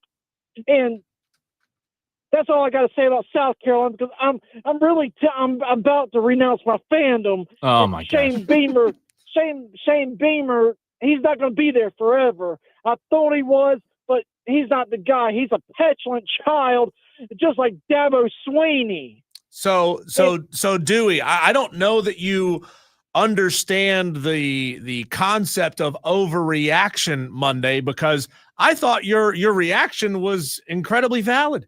South Carolina apparently it's South Carolina mediocrity being just above 500 is good enough. Yeah, give him another year. Give him another chance. It's fine, Shane. You can be 2 games over 500. We're only paying you $7.5 million a year. Apparently, they care more at LSU and Florida than they do at South Carolina to try to get this thing right. The only thing that South Carolina cares about, and I'm going to be real, I'm going to be the realest I ever been real. The only thing they care about sitting in South Carolina, it's 2 things: being bowl eligible, going to the toilet bowl that's bowl eligible, and beating Clemson. Other than that, they don't care. And Shane Beamer, he thought he cared, but Shane Beamer, he as long as the fan base just embraces him and the boosters pay him money or whatever, he's going to be around. But it's time for a change. And hey, I actually got an overreaction. If you noticed, my second overreaction, if you noticed, the basketball team is going to be dead last this year, according to preseason polls. As we know, preseason polls don't mean crap, but if that's the case, they need to go ahead and fire Lamont Parrish. Did you watch yesterday, Dewey, the exhibition game? No, because they suck. I don't know. If you watched, I don't know that you would be feeling that way. Did you see what Eli Ellis did yesterday? Yeah, but who did he do it against? Is Virginia Tech, I believe. Oh, okay. Or somebody out of the. I give him credit because it's usually a school I've never heard of. Usually a Division III. No, school. It was somebody out of the ACC. Maybe it wasn't Virginia Tech. I can't remember off the top of my head. Dewey, good call. Appreciate you today. Let's go to Tom in Somerville, who wants to overreact on this Overreaction Monday. What's up, Tom? Hey, it was NC State. NC State. Sorry, it was an ACC school. I got so mad on Saturday. I turned the TV off, threw the TV out the back window, and, I sat down next to my radio on Sunday, and I started listening to the basketball game, and I'm hooping and hollering and jumping up and down in the living room, thinking we got a basketball team that's going to go to the Final Four, and sure enough, they find a way to blow an 11-point lead with 7 minutes to go in the game. And I said, this was the worst weekend ever to be a daggum Gamecock fan, because the way the football team lost followed up with how excited I was listening to that basketball game, just to listen to them, do some bad things and lose there at the end of the game. It just was the tip top of the weekend was the way they did. I think Dewey's overreacting when it comes to basketball. I think they're going to be okay. So Tom, they're going to be okay. You found some joy and lost it twice in the same weekend. That's brutal, man. Well, I made some investments this weekend on Saturday that kind of made up for it all. So, I woke up Sunday a happy man. But the Gamecocks did be spot on when it comes to football. It is time. You see these football programs that are serious about winning, and they're making decisions. And what's crazy? I was thinking about this today. All these big time schools firing their coach, and people want to go out there and say, this, that, the other controls college football. The one person who controls college football is Jimmy Sexton. And that man is getting to work this week, and he is going to be the richest one of them all in a couple months. And I don't know if y'all realize this, but he represents 14 of the 16 SEC coaches, and he represents James Franklin. So all the big names that have been either fired or mentioned for the LSU job or the Florida job, whatever it is, he's going to benefit no matter what. So my overreaction for this week is I wish I was Jimmy Sexton because that man cannot lose. Well, I don't know what kind of investment you need, Tom, to get this thing off the ground, but I think you, me, Cole, and Dewey should go become sports agents and try to land an SEC head coach. Hey, there's two people that make the money, the fired coaches and the agents, and they're always happy no matter what. But Tom, realistically, you really think, I mean, you're obviously a Gamecock fan, and we're going to get to some text on the Hub City Spartanburgers text line in just a second, but you realistically think, again, I know this is Overreaction Monday, but I want your honest opinion. You really want to fire Shane Beamer? If I think about it, it's not working. That's a fact. But if you fire him, you're going to have a hard time getting somebody that can do better solely because of the competition right now. Because you're not going to go get a better coach than Florida. You're not going to go get a better coach than LSU. Yeah. I said earlier the timing would be bad right now. It'd be horrible. So you might have to stick it out another year. Hey, Tom. Yo, why can't you just go throw $5 million at John Sumrall, who's at Tulane, who's killing it, who was killing it at Troy before that, and be the one to take a risk on a guy like John Sumrall, who wins everywhere he's been? Why stick around and keep trying and banging your head against the wall with Shane Beamer if guys like Sumrall, guys like Golish are out there, and you could get him, you could double his salary, and it would be actually a savings compared to what they're paying Shane Beamer. I like Alex Golish. I think he's a very good coach. But Sumrall, he's not coming to South Carolina. He's either going to get one of the bigger jobs or he's going to Kentucky. No ifs, ands, or buts about it. That's how that's going to go. He might end up sneaking his way into this LSU job. Who knows? It's true. But I don't think he takes a job he takes the job in the SEC unless it's LSU or Kentucky. We'll see if Auburn opens, but he's not. If he's not taking a lower tier SEC job. Well, you just said he might take the Kentucky job. That's a lower tier SEC job. Well, yeah, because he played there. Yeah, I know. Your point, to your point, though, he wouldn't even have to change his address if he wanted to take the LSU job. Yeah, and if LSU hires John Sumrall, boy, are we in for a special treat when it comes December. Because if LSU has to go down to John Sumrall, then a lot of people said no to that job. Thanks, Tom. Appreciate you, man. Tom. 844-326-3663 on the Hub City Spartanburgers text line. A lot of reaction or overreaction on the text line, more so than the phone lines. Go ahead. I do want to know when the fire Beamer chants are going to come, because I heard fire Shula chants 2 weeks ago. I think they come. A week ago. I think they come if they lose to Clemson at home. I haven't heard them yet, but I mean they're coming, because fans love to do that, right? Fire Beamer, student fire section. Kelly. I think if they lose to Clemson at home the day after, 2 days after Thanksgiving, I think that you could hear them. But again, I do think the timing is awful right now. On the text line, let's see here. John Dog says, is just as quick as Dewey got up in the top 25 of the Upset Picks Challenge, he is back out. Another texter from the 360 says, overreaction, Beamer leaves for Virginia Tech. I know that's the trendy topic right now, but I don't know that Beamer leaves for Virginia Tech unless he's fired for South Carolina. Right. And, we talk about this a lot too, Diesel, when it comes to these coaches being hired and fired.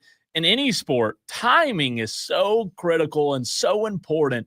And the timing just, guys, may not work out for Beamer to go to Virginia Tech. I just want to know, why would Virginia Tech want to hire him?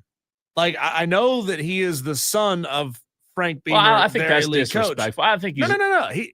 But has he shown the ability to build a program? Yeah, I think he has. Has he? At South Carolina. Yeah, he's barely 500. That's not building a program. Right. That's changing the mood. Well, that's not a program. That's 1 year. Below 500 this year is 1 year. He is his entire tenure. He's like 3 games above 500 his entire stretch at South Carolina. Yeah, I just think it's hard for you as Virginia Tech to say, let's go base Beamer's record at South Carolina, where they've never been good, playing the SEC. I mean, if that were the case, don't hire anybody that goes and coaches at these kind of schools because, look, I think Beamer has his flaws, but I think Beamer is a good coach. And again, Virginia Tech, why would Virginia Tech want Beamer? Who else are they going to get better than Shane Beamer? I don't know that Virginia Tech's an attractive destination. Yeah, but if they hire Shane Beamer and he brings a majority of his staff over, yeah, I mean, is it easier to win in the ACC? Yeah, but you're going to have worse recruits than everybody else in the conference. You're going to have still a strong fan base and a great stadium, very much like what he has at South Carolina. But if he can't bring the best parts of his staff with him, then in all likelihood, whoever he gets is going to be a downgrade from an SEC coordinator to an ACC coordinator, from an SEC offensive line coach to an ACC offensive line coach. You're going to be downgrading at probably every one of those positions. I just don't know if I'm Virginia Tech that like he's shown me enough to say, out of all the candidates we could possibly go hire, he's the guy we want. You think they would be able to get somebody better than Beamer at this point? Better. I don't. Well, it depends on what you mean by better, because again, Shane has done a lot to change the mood at South Carolina, and he's done a phenomenal job at that. But results have to matter, and you can change the culture at Virginia Tech and make it positive and make it happy, and everybody's putting on their white sunglasses and dancing and having a good time. But if you're not showing it with results, what does it mean? Yeah, and again, I think I would disagree. I would say he has shown it with the results. You go back and look at his tenure. He hadn't done it consistently to where they all of a sudden are the top team in the SEC or, competing for SEC championships. But Shane Beamer has definitely changed South Carolina football. You can't say that Beamer wouldn't leave that program better than he found it. He's definitely left it better than he found it. And I think that's a big part of it. Let's go back to the phone lines real quick. Jonathan wants to weigh in, 844-326-3663. What's up, Jonathan? What's up, buddy? How are you? What's on your mind? Good. Just to chime in on the Carolina thing, I've been a Gamecock fan ever since I was 4 or 5 years old. I think Shane is the right guy for the program, but I mean, you got to look at what Will Muschamp left us with. So Shane has brought in the talent. Shane's trying to do a good job. We just got to give him talent or give him time. He's on the right path. So you believe? How many more years are you willing to give him, though? Well, I mean, he signed the 5-year extension all the way up to 2030. So, I mean, this year is kind of upset, especially after last year. Coming off the 6 games in a row up until the bowl game. South Carolina was one of the hottest teams in the SEC last year. Sure. So.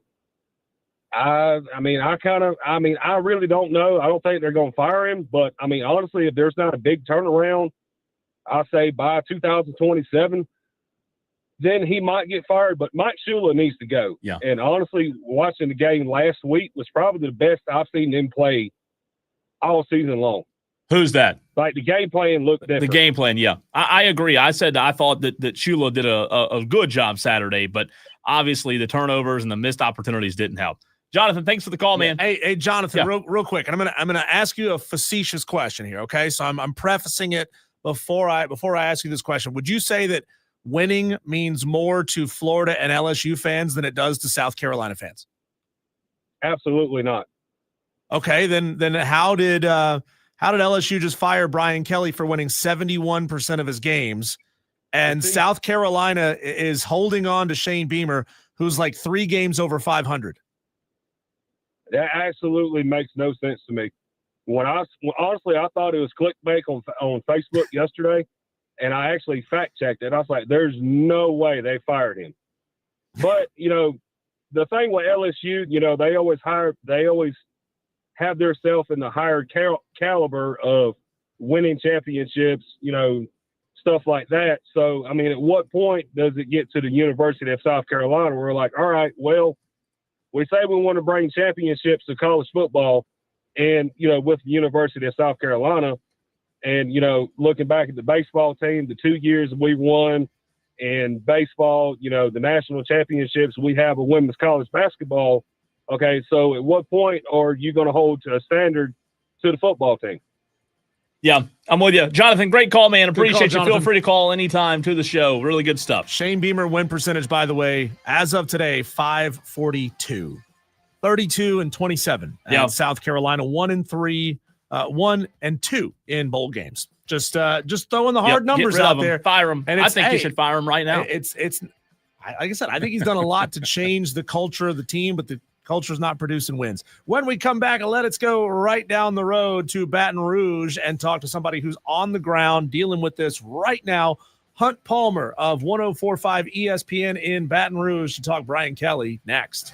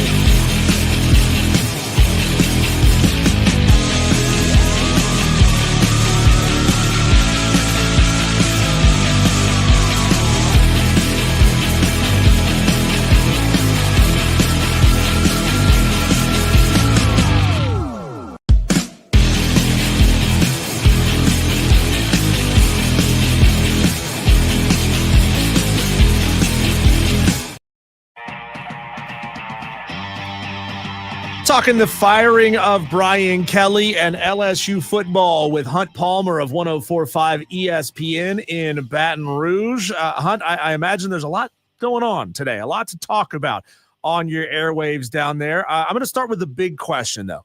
Brian Kelly fired for winning 71% of his games. Billy Napier fired, didn't have quite the same success.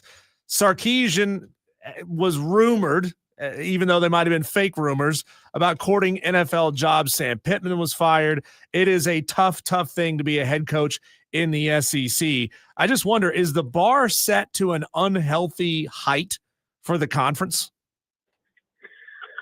Probably, but you're dealing with people who are spending a lot of their money on players, on coaches' salaries, and they expect results for those numbers. And right now, Brian Kelly is going to go through year 4. This year, they invested significantly in the roster, in the coaching staff, and it's been a failure to this point. They won some games against bad offenses. When they play a team that is good offensively, they cannot stop them, and the offense has been bad all year. You're looking at a team that's probably going to go 7-5, potentially 6-6, and that's just unacceptable to the people in Baton Rouge. The fan base checked out on Saturday. It was an embarrassing scene in Tiger Stadium for the program, and I just don't know that Brian Kelly had anyone left in his corner. So, yeah, I wouldn't suggest that it's a completely reasonable world we're living in where these coaches are getting paid $50 million to leave, but that's the world we're in. We're talking to Hunt Palmer. He hosts 1 to 3 weekdays on 104.5 ESPN, pre- and post-game football for LSU Sports Radio Network, also for LouisianaSports.net. Hunt, Cole here, man. Appreciate you hopping on with us for a few minutes. What was today while you were on air and what you've seen down there this weekend or just in the last 24 hours or so after Kelly's firing? What's been the most common theme, the general consensus from LSU fans in terms of his firing and where you go now? Yeah, Brian Kelly just does not have any support in Louisiana. I just don't know. I think that a lot of people nationally disliked Brian Kelly when he was at Notre Dame. LSU fans are in that number, I think. And then, he's now your head coach, and you certainly feel really good about it after he beats Alabama and wins the SEC West in his first year. But it never recovered after that. You're talking about a Heisman Trophy winner the next year, but the worst defense in the history of the school. They've kind of made some strides defensively, but the offense has fallen apart since Mike Denbrock left. Joe Sloan has taken over. And Brian Kelly just doesn't have a lot of support in Louisiana based on personality and results. And so I think that's ultimately what you've seen from the fan base. The numbers are the numbers, and that's what makes this wild. But in terms of the results, I mean, you're going to have 4 years of lack of success, and that's just not going to cut it with LSU's football program and the standards that have been set over the last 25 years. When you've won 3 national championships and played for another one, they just demand more. So, Hunt, we're here in the upstate of South Carolina, not far outside of South Carolina Gamecock territory, where we've seen Shane Beamer get multiple chances to hire offensive coordinators and promote guys from within into bigger and bigger roles. Why do you think it is that Brian Kelly just right out of the gate got the axe before firing Joe Sloan? Why wasn't Brian given the opportunity to fire his offensive coordinator and get that fixed? Is it just that he is a prickly, unlikable guy? No, I think that you're dealing with expectations there. Nobody that's realistic as a South Carolina Gamecock fan demands national championships, demands SEC championships. It'd be the same thing with LSU's men's basketball program. If you're the LSU men's basketball coach and you make the tournament 2 out of every 4 years and you go to a 1 round of 32 every once in a while and maybe pop a Sweet 16, like everyone would be completely fine with that. But with football, you're supposed to be at the top of the sport, and you're looking around at programs like Texas A&M, like Alabama, like Missouri, like obviously Georgia, even Tennessee, that are achieving more than you over the last 4 years, and that's just not acceptable to the people in Baton Rouge. It would be the same here in Baton Rouge for baseball. It'd be the same here in Baton Rouge now for women's basketball. And the expectations are a little bit different for men's basketball around here, and I think that's what you would be working with in terms of comparing things to Shane Beamer. it could be an unreasonably high bar, but that unreasonable as it may be, that's what it is. You have to compete at the top of the sport. And the three coaches before Brian Kelly all won national championships in their first 3 years in Baton Rouge. And Brian Kelly's been here for now 3.5, and they're nowhere near a national championship. And that's ultimately how that decision gets made. Hunt, how much faith do you think LSU fans have in Scott Woodward to make the right hire? Well, the question becomes, is Scott Woodward going to make the hire? That remains to be seen. Obviously, this buyout is massive.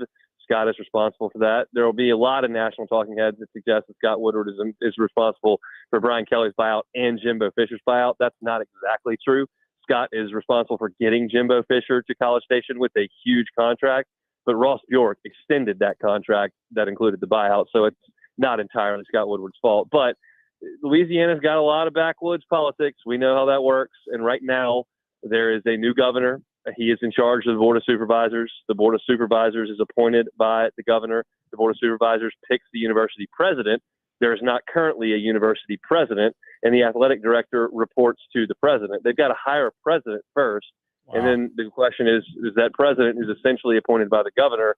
Does he do what the governor wants and potentially move on an athletic director? That's the politics of this whole thing that remain to be seen. So the confidence level in Scott Woodward in Baton Rouge, I think, is 50-50. LSU's athletic department as a whole is very healthy. You won 2 national championships in the last 3 years in baseball. You won a national championship in women's basketball 3 years ago, and they're a top 10 team every year. Gymnastics is a powerhouse.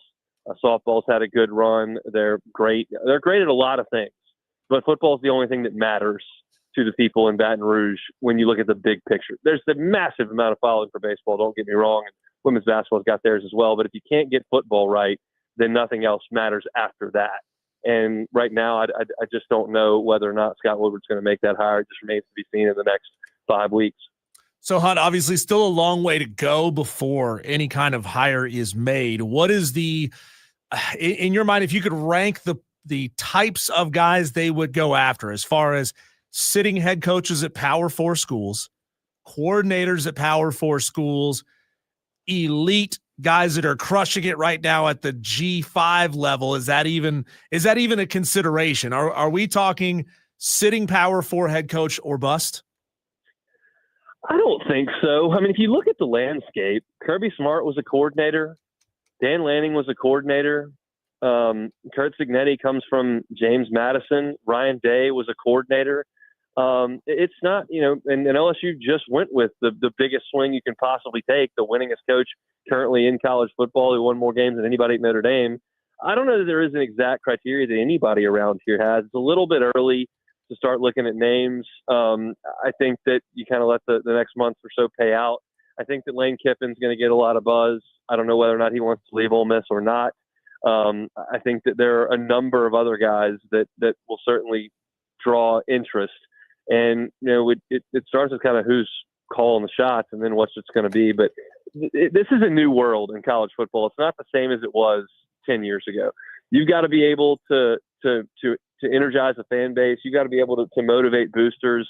You've got to be able to raise money. You got to be able to hire good people.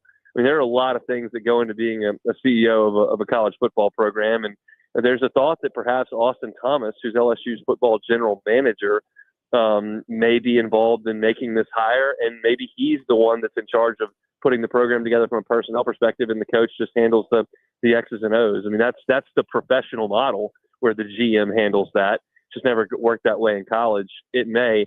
I couldn't even give you 5 names that would be realistic at this point. It's just too early. But I don't think anybody in Baton Rouge from a fan perspective has a mold that has to be there. I think one thing that people would probably prefer is that the coach be, and I use air quotes here, pretty young.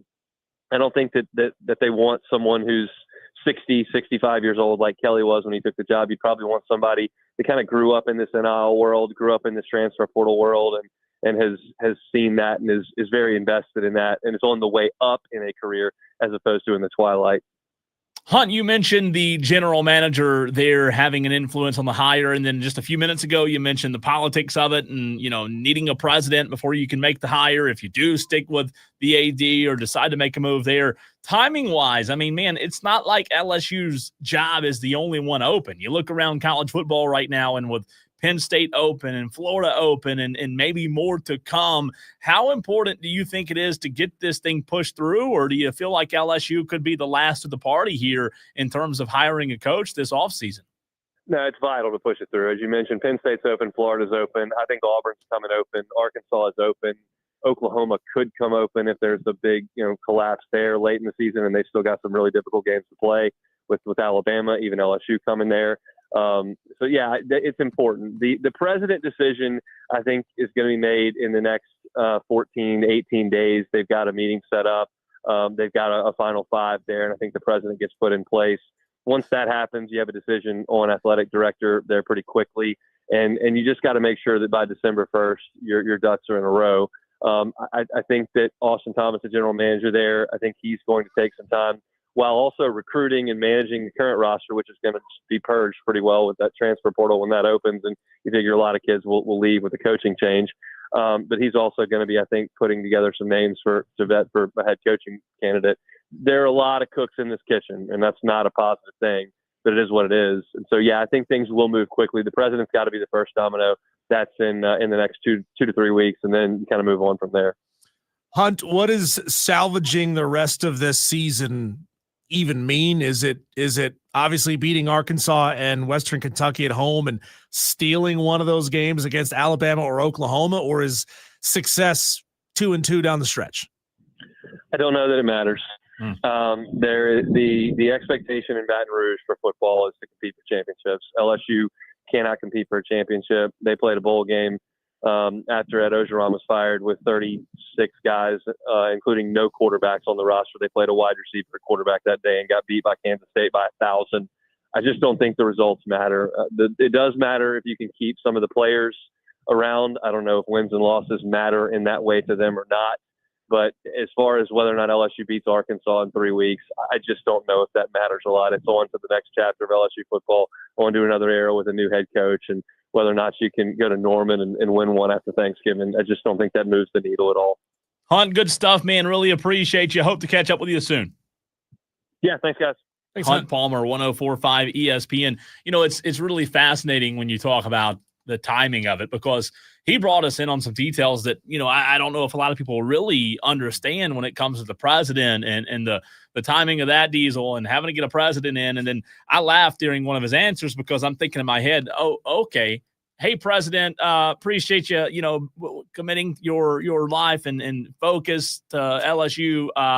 First task at hand, we need you to go hire a football coach. And, by the way, you can't get it wrong. Right. So, like, you and the AD, welcome to LSU. Guy's still trying to figure out how to get to the bathroom from his office. Yeah. And he's got to go hire a coach that will win a national championship in his first 3 seasons. It's and if he can't, he'll be judged and probably fired for that as well. Yeah. God, that is a tough job. But again, that's why these guys are getting paid $10, $12 million a year and $50 million to go away.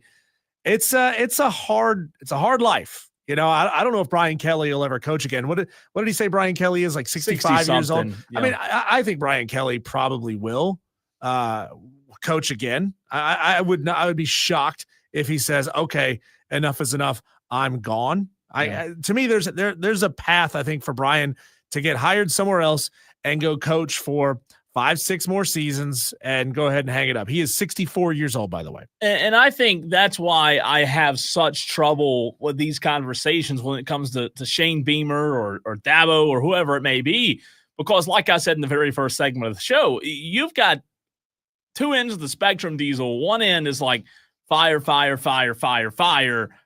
drill, for crying out loud. And the other end's like, okay, let's hold on to this guy until, cobwebs start appearing up in the corners of the office. So I don't think I'm today on the 27th of October. I don't find myself on one side. I do find myself somewhere in the middle, because I'm all for having expectations.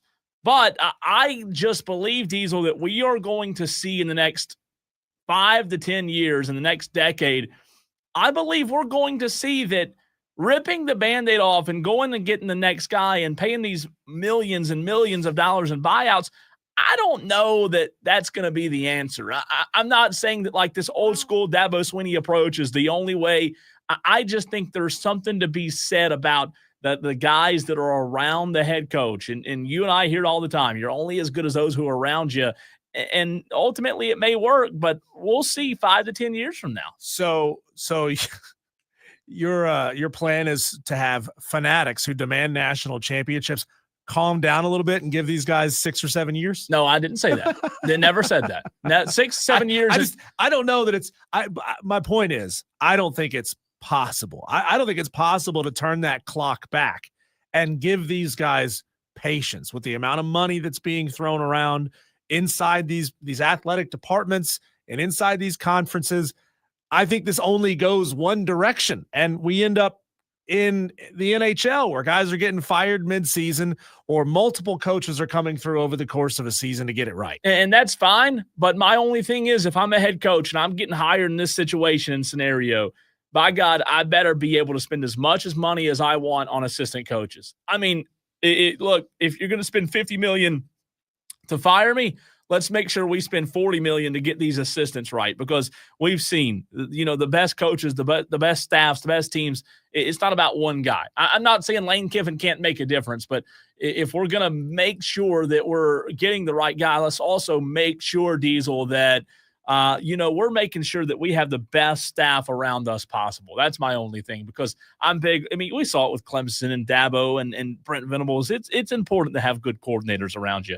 We've seen it with Alabama and Nick Saban as well. Diesel, let's take a trip down memory lane. Last Friday night, high school football was a consequential one. What the biggest takeaways were? High school football week 9 now in the books, and kind of what this playoff scenario looks like, as there is only one regular season week left of the high school football season. One of the Tolos brought it up earlier on the stream, and we will dive into it next on the Fan Upstate.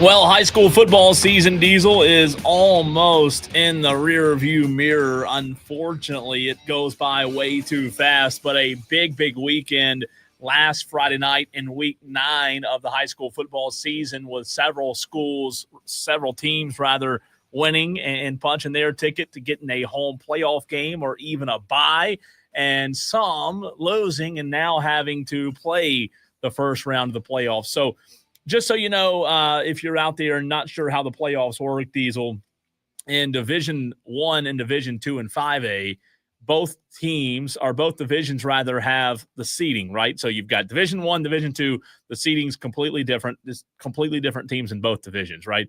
You have the teams in Division I, teams in Division II. However, the top 4 seeds of each division get a bye. So if you finish top 4 in Division I, you get a bye. If you finish top 4 in Division II, you get a bye.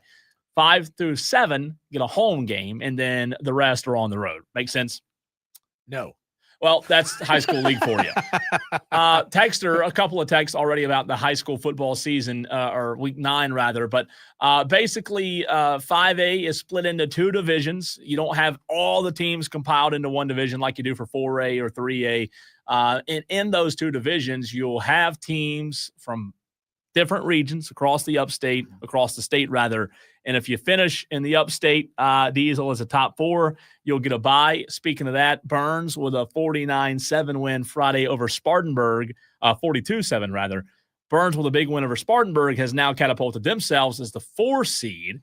So Burns is looking like, if things pan out, if they win Friday, it looks as if Burns will get a bye in the very first round of the playoffs, compared to a team like Gaffney, who lost Friday and now fell in the seeding. So you only you start playing playoff games against teams inside your division. Correct. Like Correct. Region 2 there will be only plays Region 2 or Division 2. Division 2. Yeah. So you got Division 1, Division 2.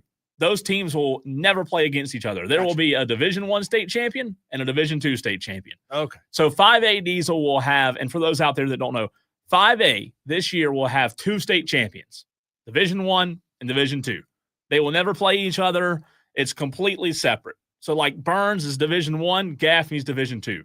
They will never play each other in the postseason this year because they're in completely different divisions. I think it's because of the number of teams they have having to split it up.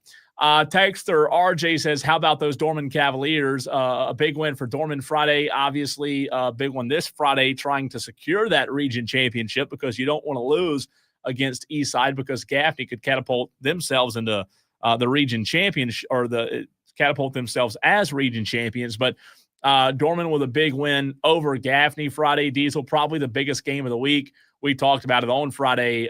Dorman 20, Gaffney 0. Dorman, one of the better teams in the state, and they will finish either 1 or 2 in 5A.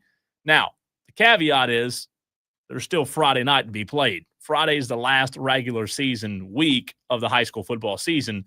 So like a lot of these teams, Diesel know-ish who they'll play, and I say ish, I-S-H. They'll either play one team or the other depending on who loses Friday. Like, for example, if Dutch Fork loses to Irmo Friday, Dorman will be the 1. If Dutch Fork wins, Dutch Fork will be the 1, Dorman will be the 2. A lot of math to be had there. I feel like I need a trigonometry degree to figure out what's going on with these playoffs. It is a little bit convoluted. It is a little bit, but the good news is once Friday night, this Friday, once Friday is done with, we will have all of the playoffs set in stone. So right now, every year when we get to the final week, there's a lot of like prognostication going on, right? What if this happens? What if that happens? Well, as of Friday, when all the games conclude, when all the games come to an end, we'll know. We'll have all of the playoffs, 1A through 5A. Texter asked from the 803, will Gaffney get a bye, Cole? Gaffney will not, I don't believe, because of their loss to Dorman. I believe in Division 2, Gaffney will now fall to the 5 seed, which only the top 4 get a bye, but Gaffney will get a home playoff game. They just won't get a bye. So how did you and Alex each do in your picks this week? Did Alex make up any ground on you? No, he didn't. He didn't. I'm not trying to be the bragging type. Let me see here. I've got the folder here for you. I think I missed 3. I'm pulling it up right now.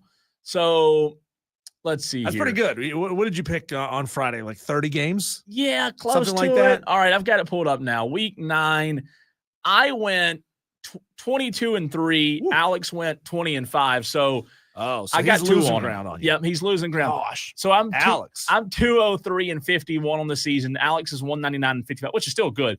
But I was so close to 80%, and I've got 1 week, Diesel. My goal this week is to try to finish the regular season at 80%. I'm at 79.92% right now.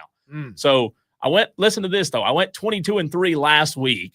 In order for me some way to get to 80%, I'm going to have another week, I believe, this Friday of close to, 22-3, somewhere around in there. Well, Hurricane Jeff says, where does Boiling Springs sit in all of this mess? I know you were obviously covering the Burns game as they put a whooping on Spartanburg. Boiling Springs, Diesel, because of their loss to Riverside, they're probably not getting a home playoff game. They'll be in the playoffs still, Hurricane Jeff. They just won't get a home playoff game.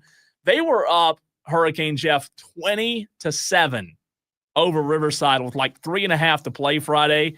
Riverside, congrats to them, man. Shout out to those guys. They came back and beat them.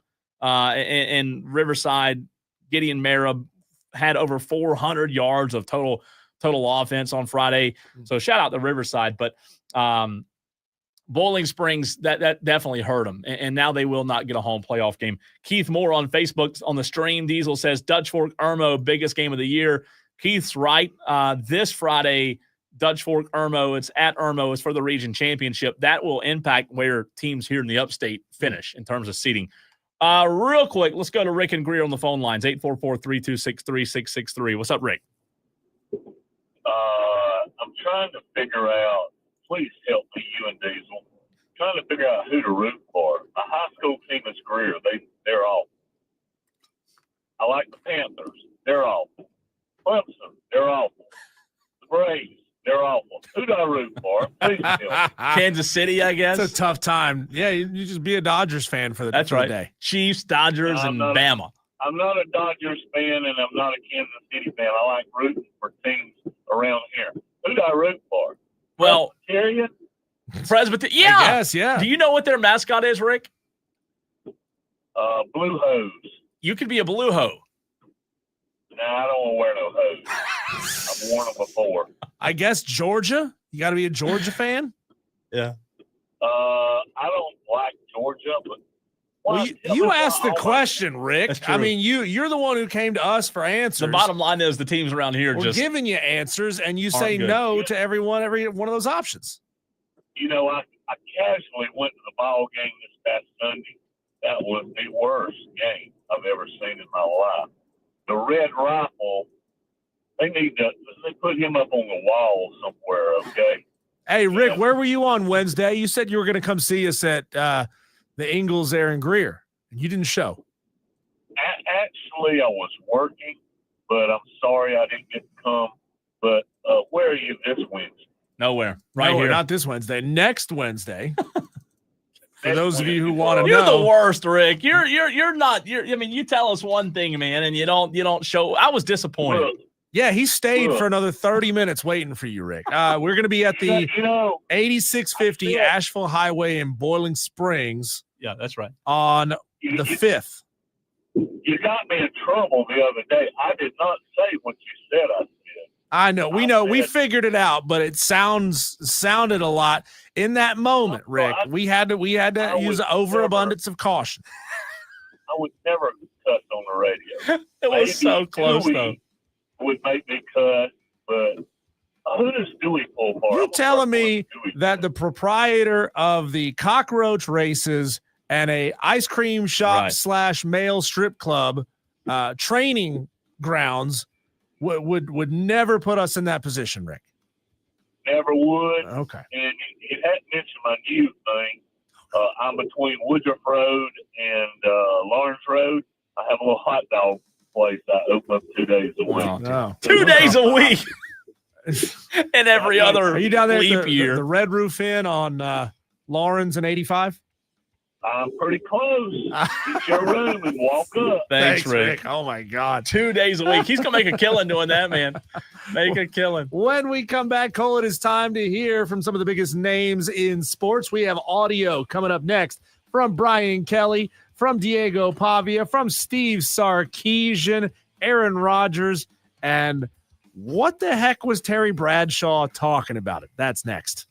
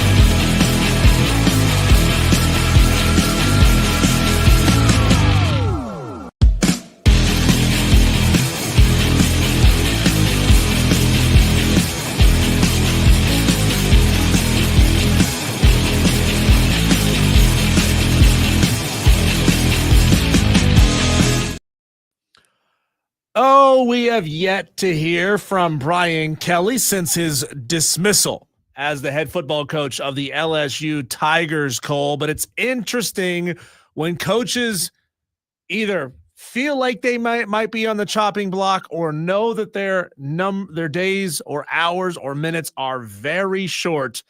Here's Brian Kelly and his message to LSU fans immediately following that Texas A&M loss on Saturday. Oh, yeah. I mean, look, this is an extremely disappointing night, right? And the fan base, our fans are disappointed, like any fan base would be, whether here at LSU or any other school. The head coach, it stops with the head coach. And so that responsibility falls with me.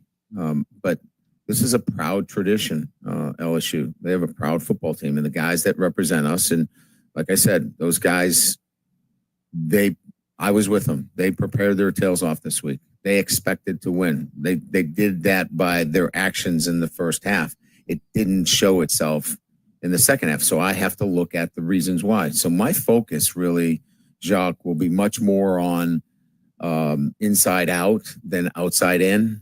And I get it. There should be noise. You should be disappointed. I'm disappointed.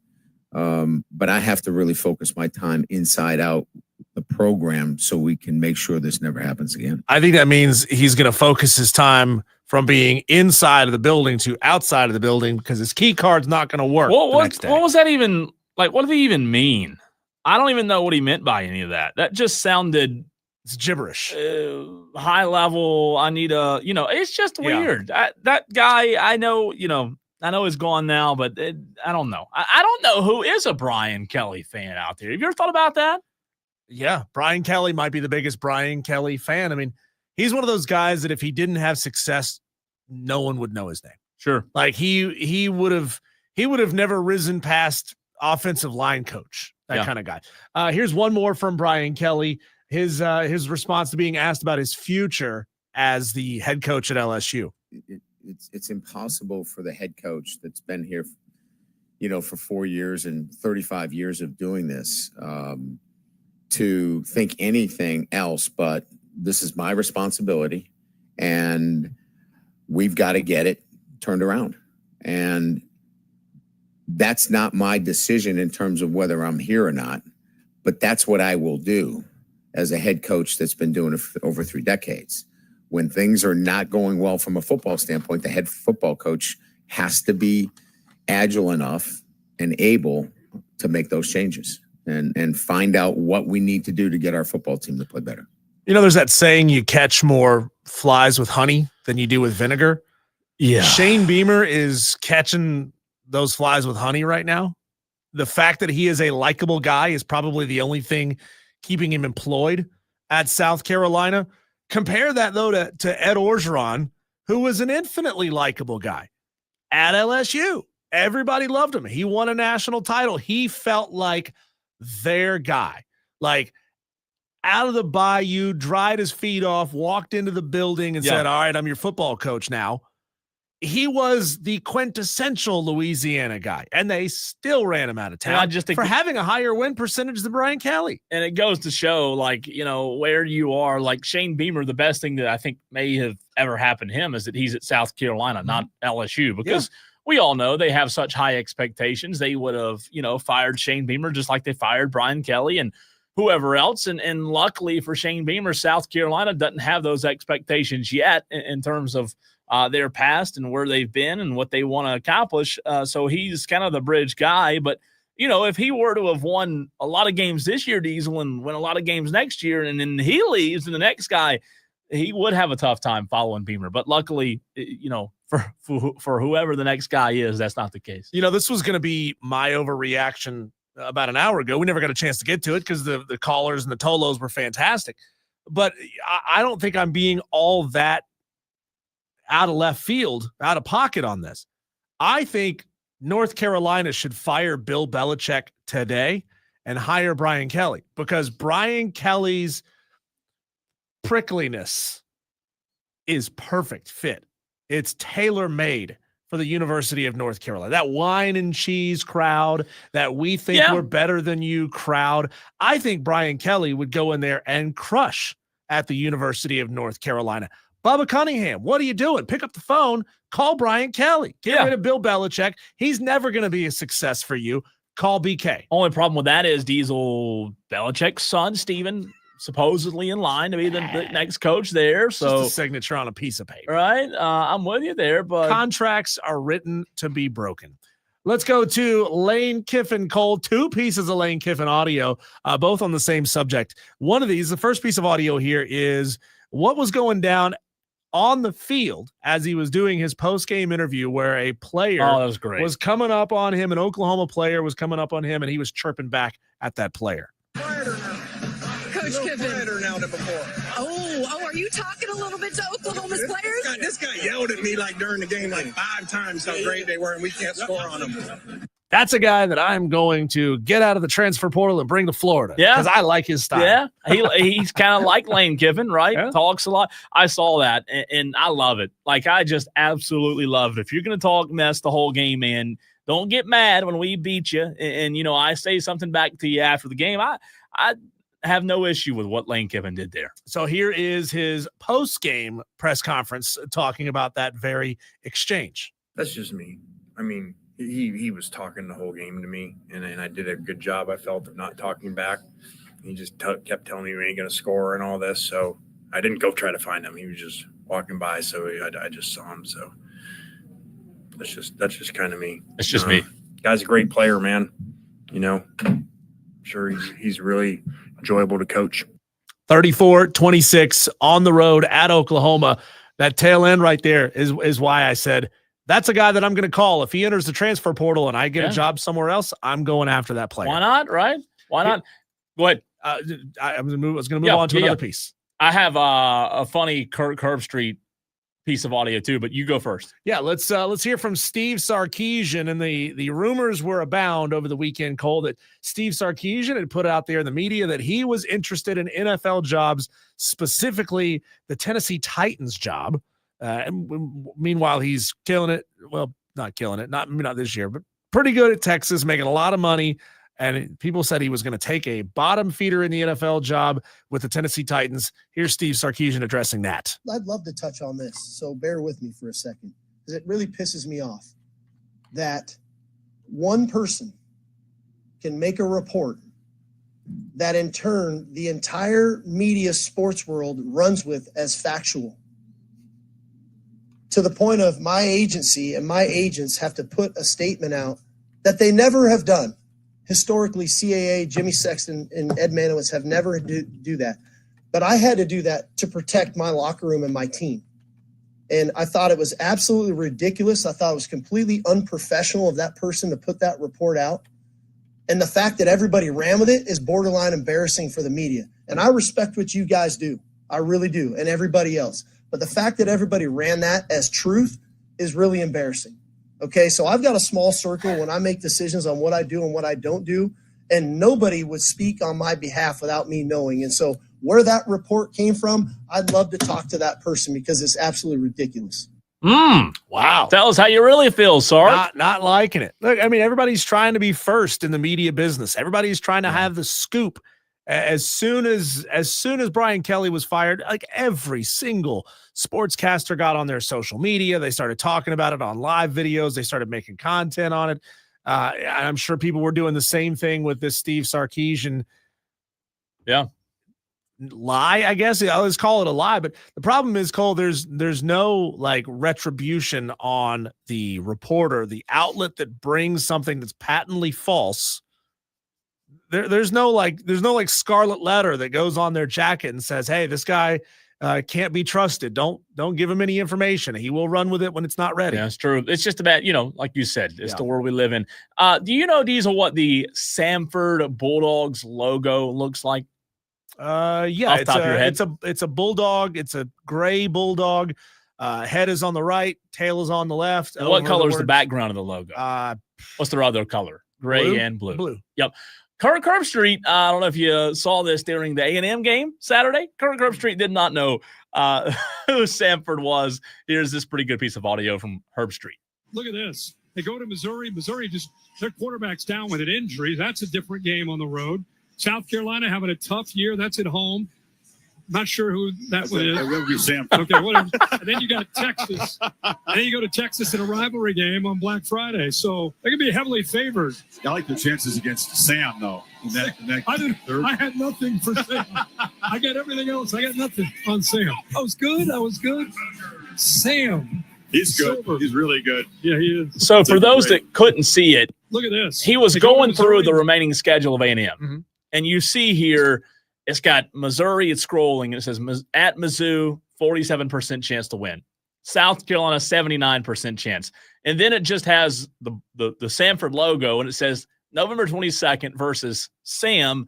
And Kirk was caught off guard, I guess. I'm surprised Herbstreit. Carolina having a tough year. That's at home. I mean, he Not lives sure and who breathes that this. one is. That would be Samford. Okay, whatever. And then you got Texas. Whatever. I am very surprised, Diesel, that Kirk Herbstreit didn't know who Samford was. I know it's small. And Considering the fact that Samford plays somebody in the SEC towards the end of the season just about every year. I know. You would think that look, rapid recall just wasn't there. tough. Didn't quite have Southern Conference. Maybe Kirk's just not up to date on the Southern Conference. You Cole, know? let's hear audio. Let's switch over to the NFL side of things. Terry Bradshaw was on Fox NFL Sunday, and he started telling a random story about texting somebody who was not Andy Reid. Here's Terry. But the thing that I would worry about more so in Washington is the other day I text Andy Reid and I got a text back and I thought it was Andy Reid, but it's some guy selling pigs. But I sounded good. I should have told y'all that, so y'all would have thought I actually talked to Andy Reid, but I didn't really talk to Andy Reid. I wish you could see the people behind the cameras because they're like, What? What are you talking about? Selling Terry? pigs? Selling pigs? Why would you bother to bring that story up at all? He meant to text Andy Reid and texted a guy who sells pigs. Yep. And that's the story. And then he said, yeah, well, I shouldn't have told you guys that because you would have thought I just talked to Andy Reid. Yeah, you probably should have just lied and said, talk to Andy Reid about it. Time to hang it up, Terry. a lot of back up, Terry. Get off the show. Oh my gosh. I was reading the comments on this particular post that I saw. Number one comment was, why do boomers hang on to their jobs for too long? Saying Terry Bradshaw at 77 years old, former NFL player, wealth of knowledge, and an incredibly entertaining personality on the show. The fact is he's 77. Yeah. And apparently, I don't watch a lot of Fox NFL Sunday. Apparently, Terry Bradshaw is having these kind of moments more and more often. He's getting up there. Which is, obviously it has some similarities to what was going on College Game Day. Yeah, it's getting up there for sure. Did you have Dion on your audio list? Don't have the Dion audio. We talked about it, but I didn't have the audio. I want to play this real quick on getting your butt whooped. Here's Deion Sanders. This is bad. It's probably the worst beating I've ever had, except for when my mama whooped me as a kid. 422 yards rushing. You ain't winning. You're not winning. 300 yards, you're not winning. 250, you're not winning. It's not capable. Total offense, 140 yards, you're not winning. You're not winning. They had 587 yards of total offense. So you're not winning. With that, special teams gave up a fake punt as well as a block punt. You're not winning. So all three phases, we got our butts kicked. Let's go. That one's pretty bad. Almost 600 yards of total offense, and he says that's the worst he's gotten beat since Mama whooped him. You ask any head coach, almost all of them have had that game happen to them at some point. It's rough. You go through all the prep, you have a good game plan, and it just nothing works. By the way, Robert Livingston, I just looked it up, is the defensive coordinator at Colorado. I don't know how much longer old Robert will be there, but almost 600 yards given up there. That's rough. I got two more pieces of audio here for you, Cole. One is Chris Collinsworth during the Steelers-Packers game. I know you're a big fan.